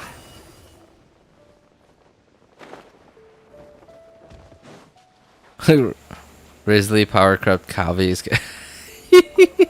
Why are we all of a sudden talking about cake, man? Oh my god. I mean, I'm not gonna stop you guys. I just think it's hilarious that we're talking about it.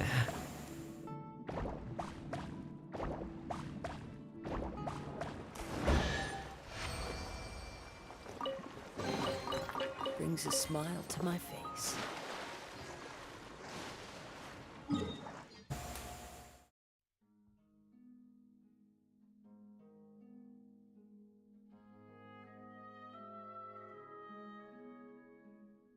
And some kind of living ecosystem called a human, which can barely be defined. So, because I'm down bad for being. Oh my god. Oh, I'm not even gonna fully read that message, like especially the end. I can't. I just can't. Kave's cake still be slush. Oh my god, slush. Cause cakes be yummy. Imagine you just free falling, then one of those invisible platforms just appear. That has actually happened to me. It wasn't in 4.3 though. It was like a platform somewhere here. It happened to me somewhere here. I don't remember how I got up so high. I think it was like some kind of challenge that took me up really high here, and like for some reason I just so happened to like be gliding down, like went to somewhere here and then just like fell straight down, and I was like expecting for water, and then like nope, platform.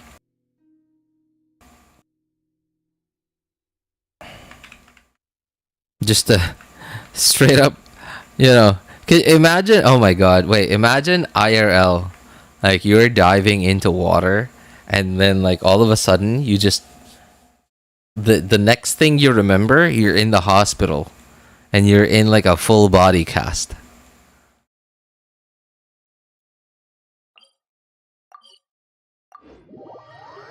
And then you hear the story from people around you. From you hear the story from the nurse and the doctor telling you, well, you dove into an invisible invisible floor on the water.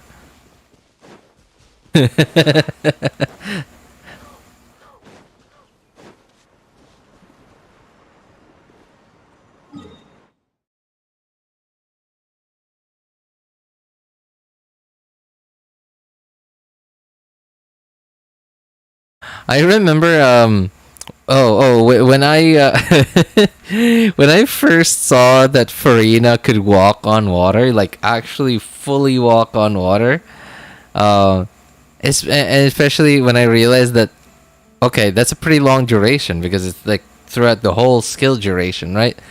When I realized that, I immediately wondered, so what's gonna happen when I jump into the water? And then the next day, the very next day, I saw footage from, because I didn't get Furina yet at that point. I saw footage from I Win to Lose, and he fully like did it on purpose too, you know, just so he could include it in his video.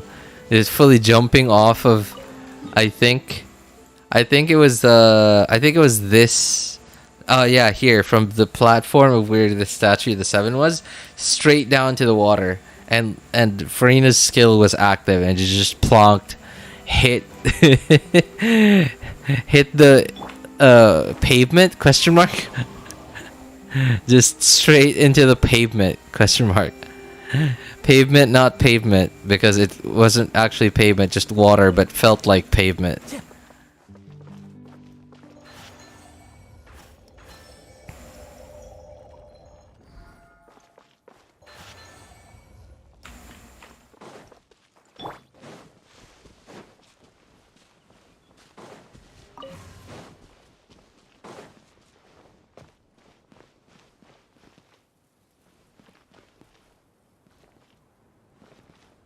Interesting. Why wasn't there supposed to be something I was supposed to be to break here with this Uzia and Numa block? I don't know what this is.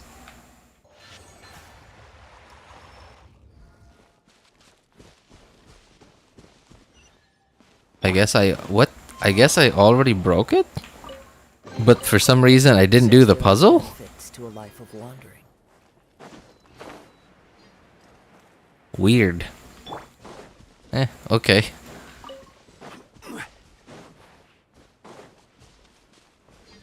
Wasn't there supposed to be something else here?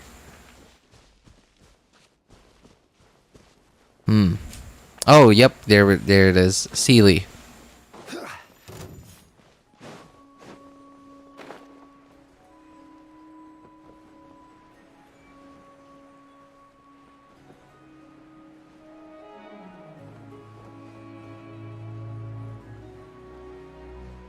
Oh, there's something here. By the way, where's Happy? I don't know. He was here a while ago, like an hour and a half ago. He just disappeared. Either probably ran out of data, or I don't know, fell asleep. I mean, it was pretty late. Yeah, it's pretty late where he's from.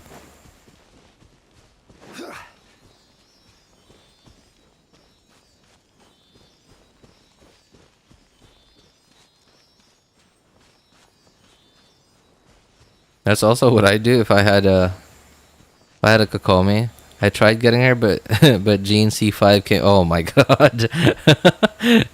Speaking of Gene C5, yeah, like my free to play account, my third account is F2P.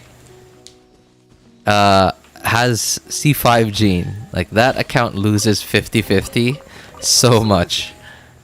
I think I think C3 or C4 Diluc and C5 Gene. It's nuts like how much that account loses 50-50.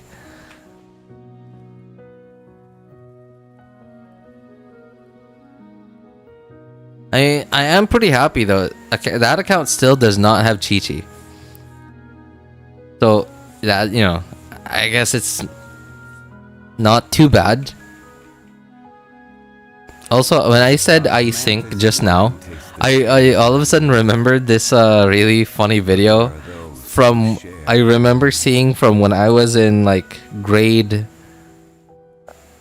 4. Yeah, when I was in 4th grade, I think 4th grade. It was like about the time when I first got a computer, like a PC at home.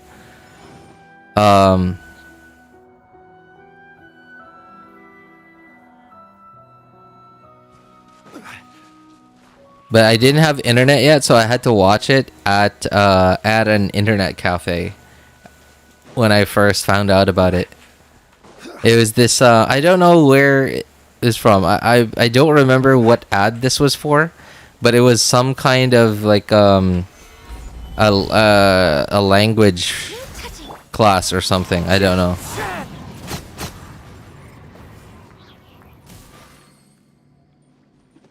And apparently it was like someone who worked somewhere. I don't know, a navy maybe. I don't know what he was. And then he was like operating the radio, and his job was I don't know. And then like he heard a distress call, a mayday. Mayday, we are sinking, we are sinking. And then the guy just says, "Hello, There's nothing wrong with what are you thinking about?" We're way behind schedule. I don't know if that video is still up on YouTube. I'm sure it still is, but I don't think it's like circulating anymore.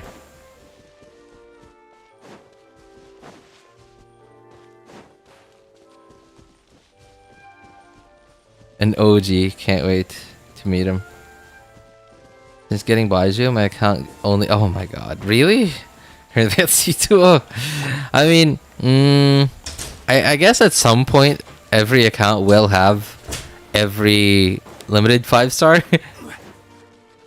Like at some point. Oh, like for example, like I'm on my main account now, and for a very long time, this account has managed to dodge Chi-Chi for like a very long time, until it finally couldn't, and I think now it has C1 Chi-Chi.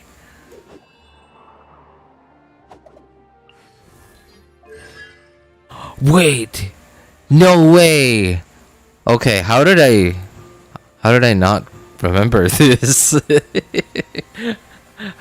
Okay, how did I not remember this?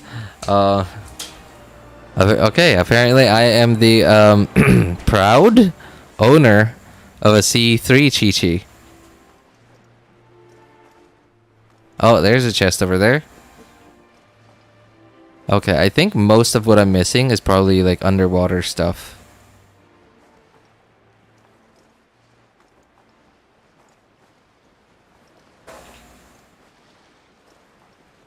Meanwhile, I'm still Mona-less.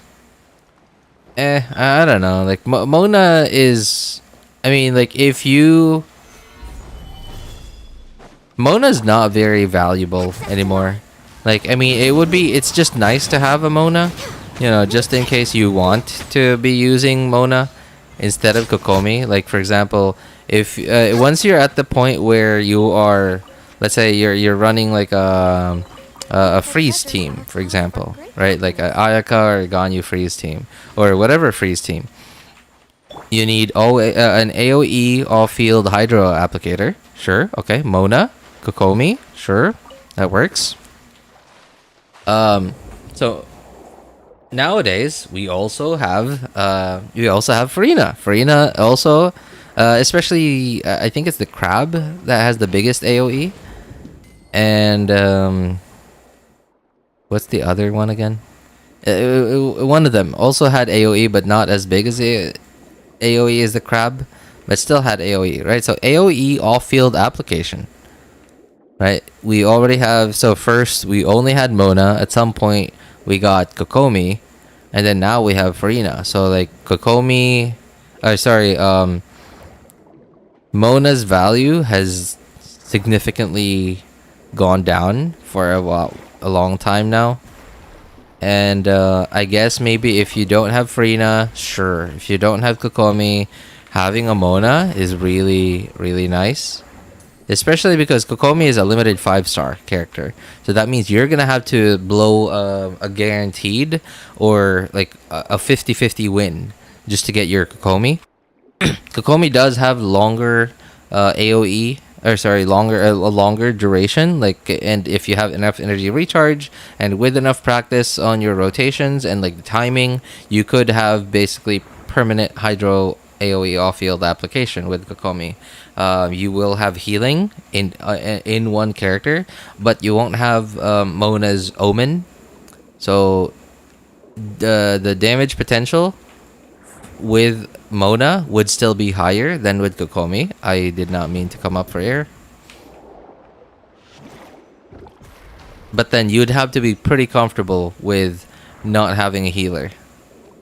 Although if it's a freeze team, especially if you're dealing with freezable content, then it shouldn't matter because like your enemies are going to be frozen and well, they're frozen, so they can't hit you when they're frozen. But in case you're like me, you know, with skill issues, so even with frozen enemies still somehow manage to hit me.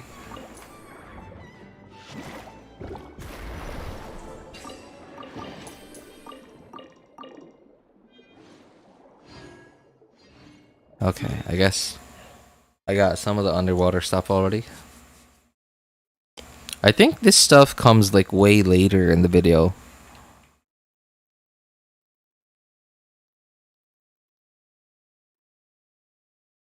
Okay, yeah, this stuff comes way later in the video.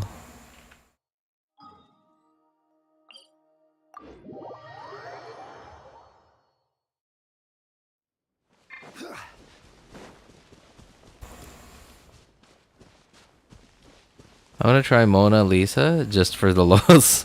I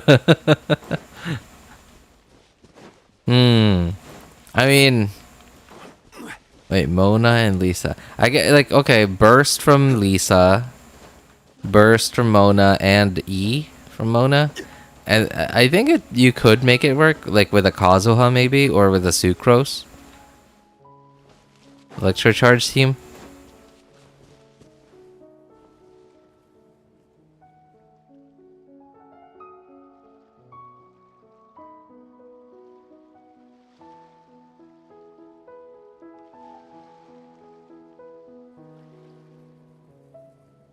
Osmanthus wine tastes the same as I remember.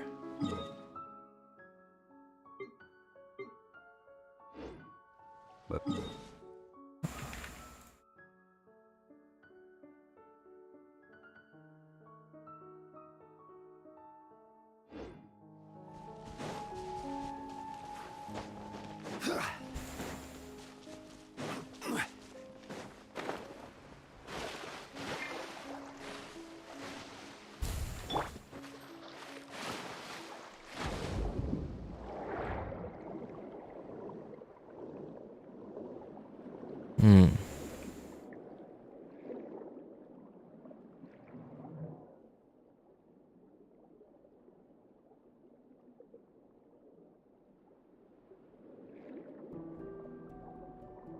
I guess I've gotten all the stuff in this area. Oh, wow. Apparently not. I think my chat stopped again. Either that or people are like actually like really lurking.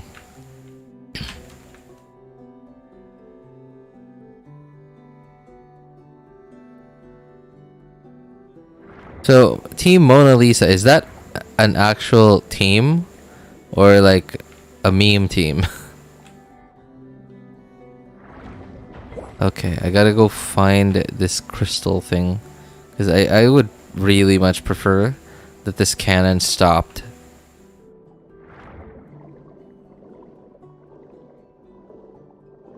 Oops.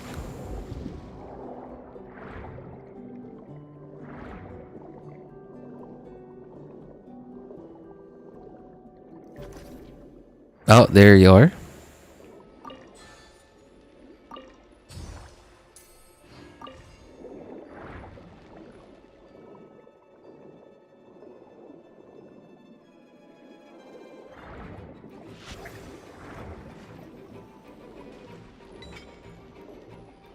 Okay, I need a squid.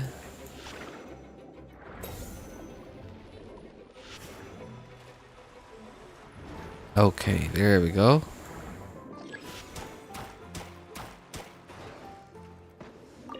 Meme team. All right.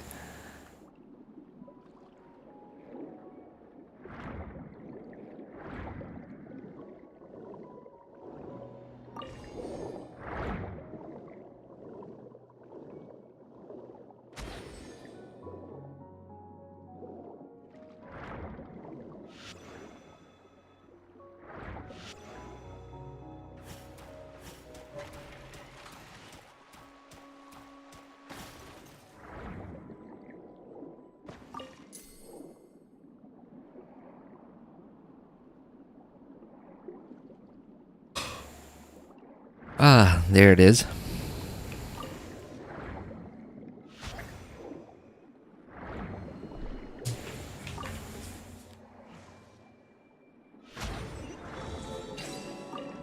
That was a common chest? Wait, I don't remember this being a common chest.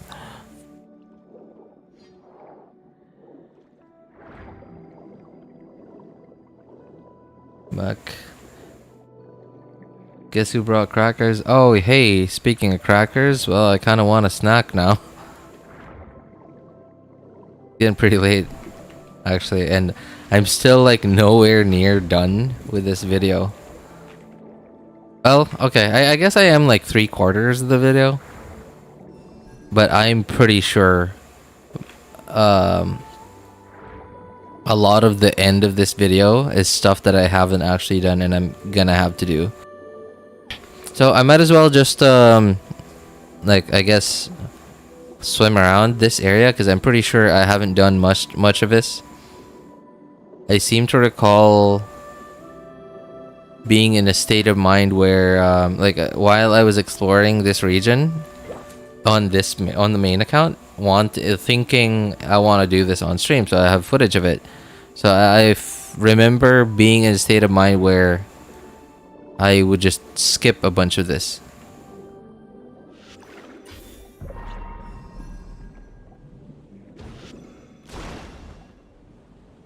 Well, that was a mistake. There. Okay, didn't really care to find crystal flies, but I guess I'll take them. Get a snack? Yeah, maybe in a bit.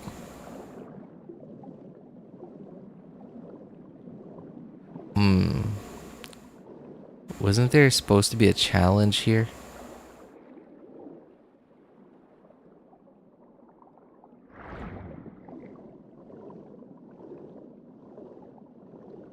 I guess I already did it. I'm pretty sure there was a challenge here.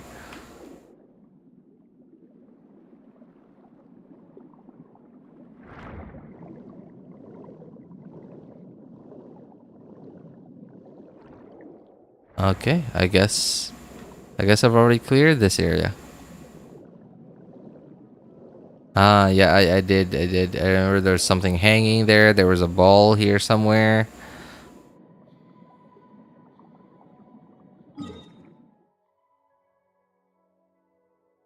For human, you require energy, which you gain from food. Yeah, but then, like, yeah,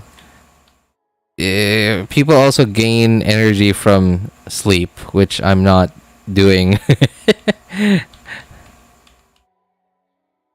But I really want to finish this off. Because, like, I would rather... I don't know. I don't want to, like, cut this off.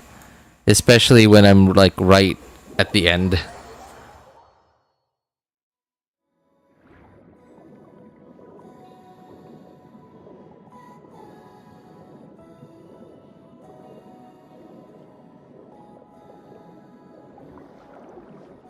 Oh, I guess I already got this.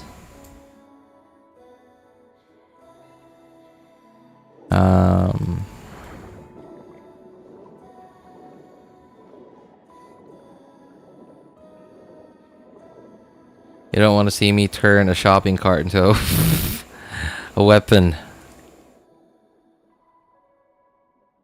No one's gonna get mad at you if you go get a snack, but if you don't want to, completely normal.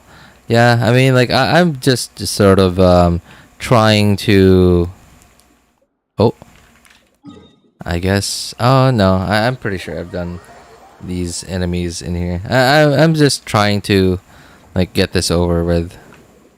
Just so I could get to bed. It's like 2:40 in the morning here.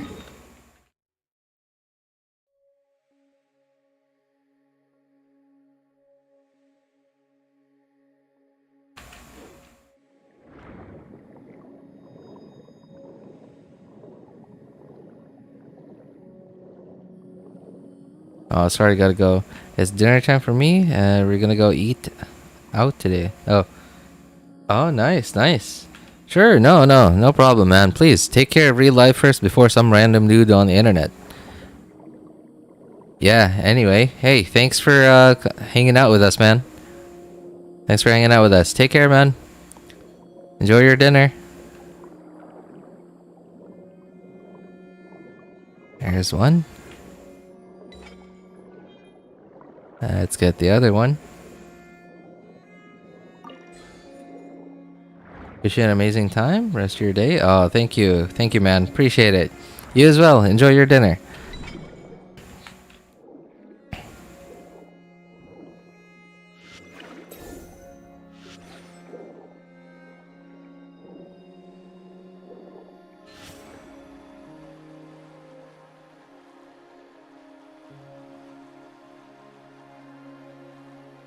Make sure to come again. Prepare yourself.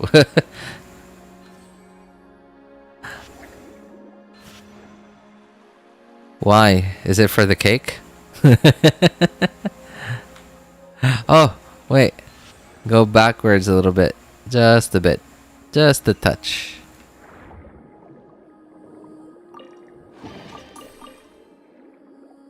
Can't believe I haven't done this one. It was right next to, like, a lot of the other stuff that I've done already.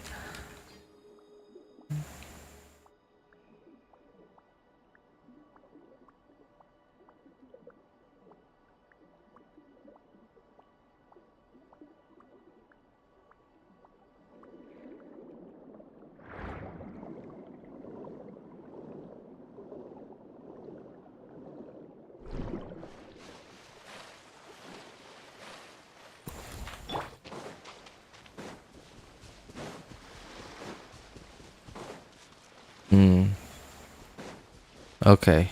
I've done this one already, I think. I hope.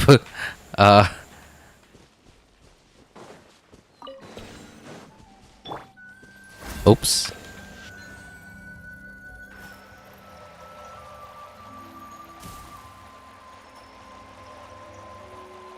So was the chest gonna come out after I did the puzzle, or was the chest, like, already there, visible? I don't remember.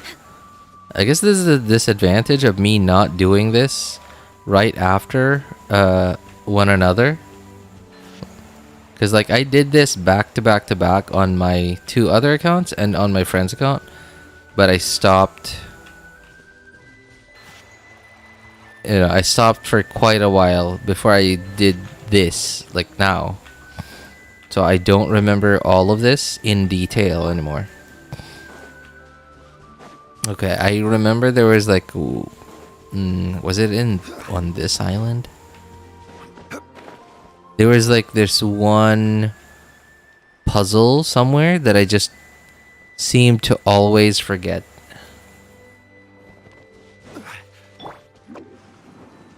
I don't think it's on this island.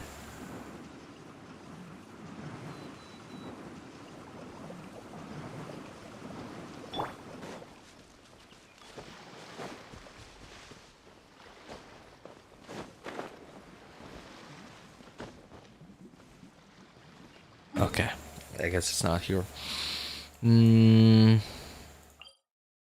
Okay, I think it was on this island.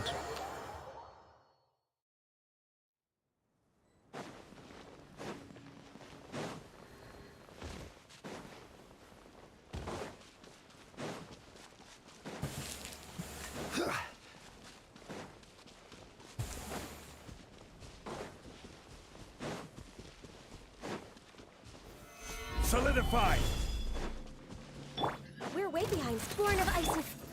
One with nature. Shit!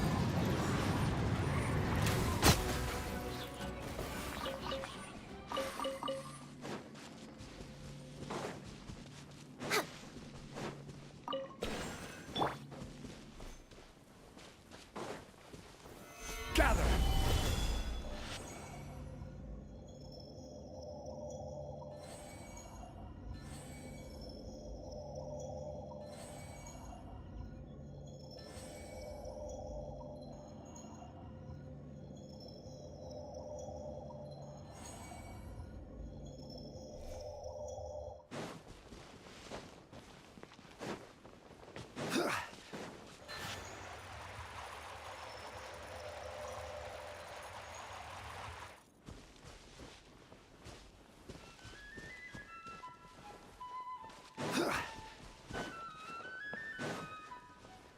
Rise!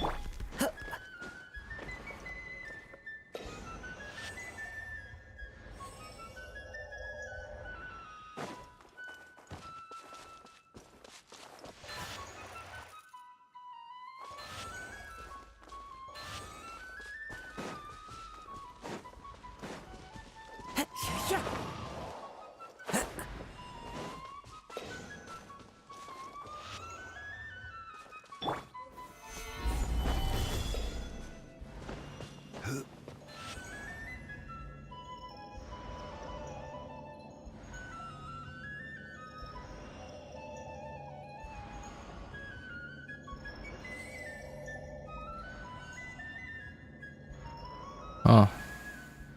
Why is it not working? I guess I've already gotten the chest from this thing? And this is annoying. Like, why doesn't the ray of light stay there for puzzles that we've already done? Or like, why doesn't at least like these things? Why don't these things like go gray or something? You know, to signify that they're already inactive when we've already done the puzzles. It's kind of annoying.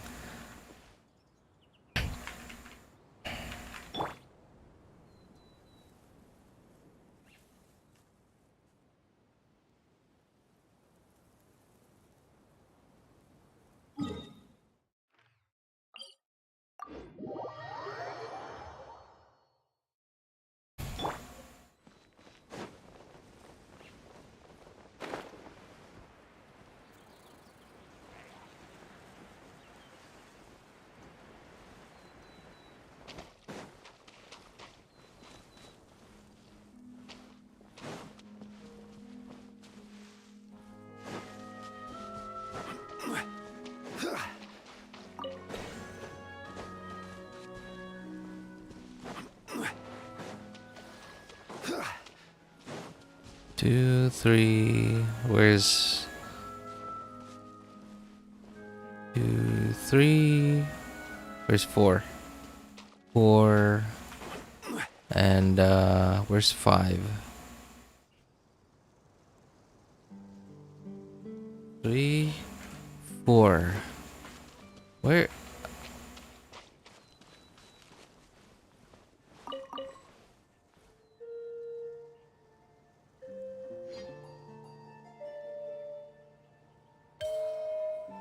So there's only 4? Why do I... For some reason, I remember there being 5 here.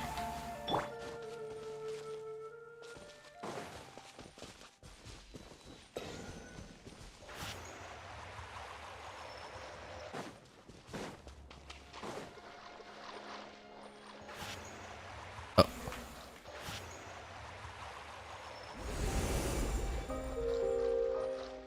What? Why did those two blow up? They're not supposed to blow up yet. They're supposed to combine into a bigger bubble.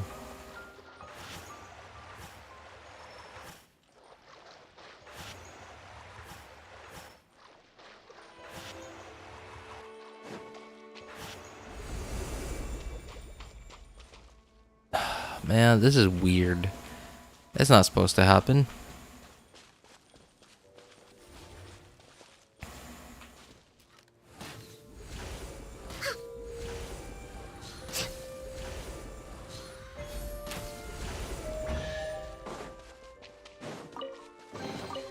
There's nothing wrong with reaping a reward every now and then.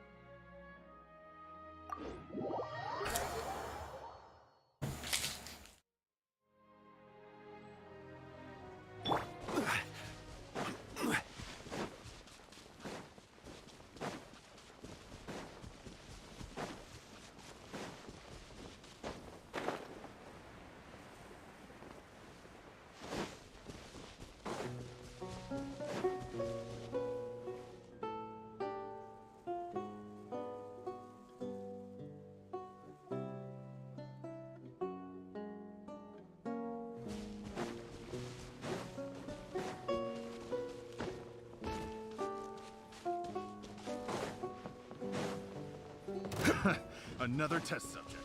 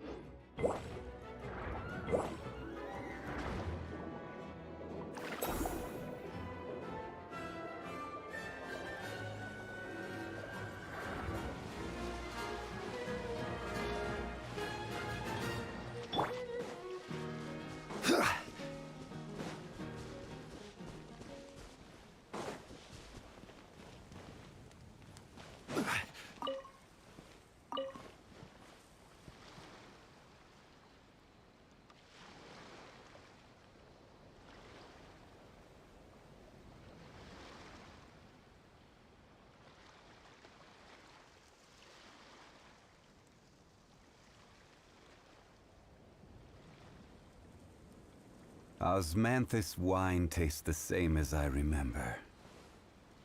But where are those who share the memory?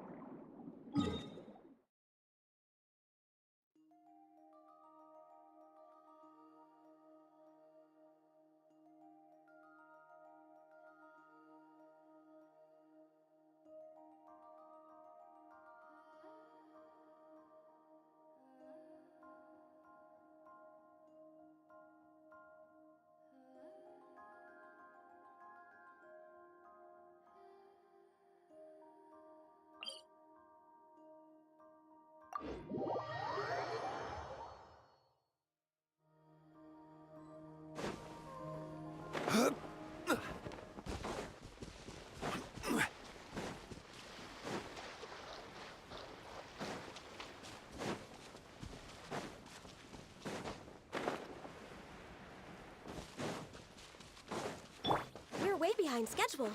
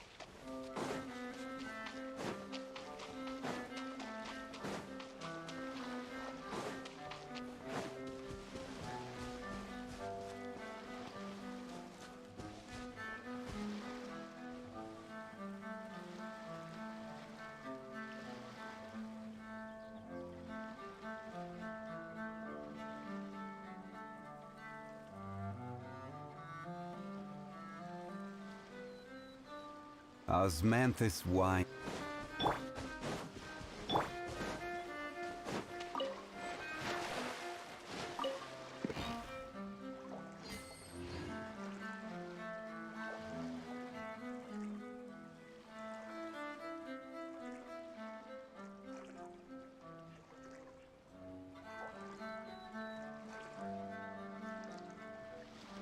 Alright, wow, apparently that is all of Morte region.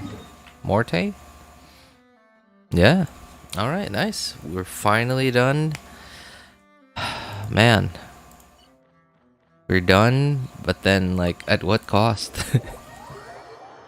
the cost of now not having anything to do in the game. Was it worth it? I mean, I'm sure it was.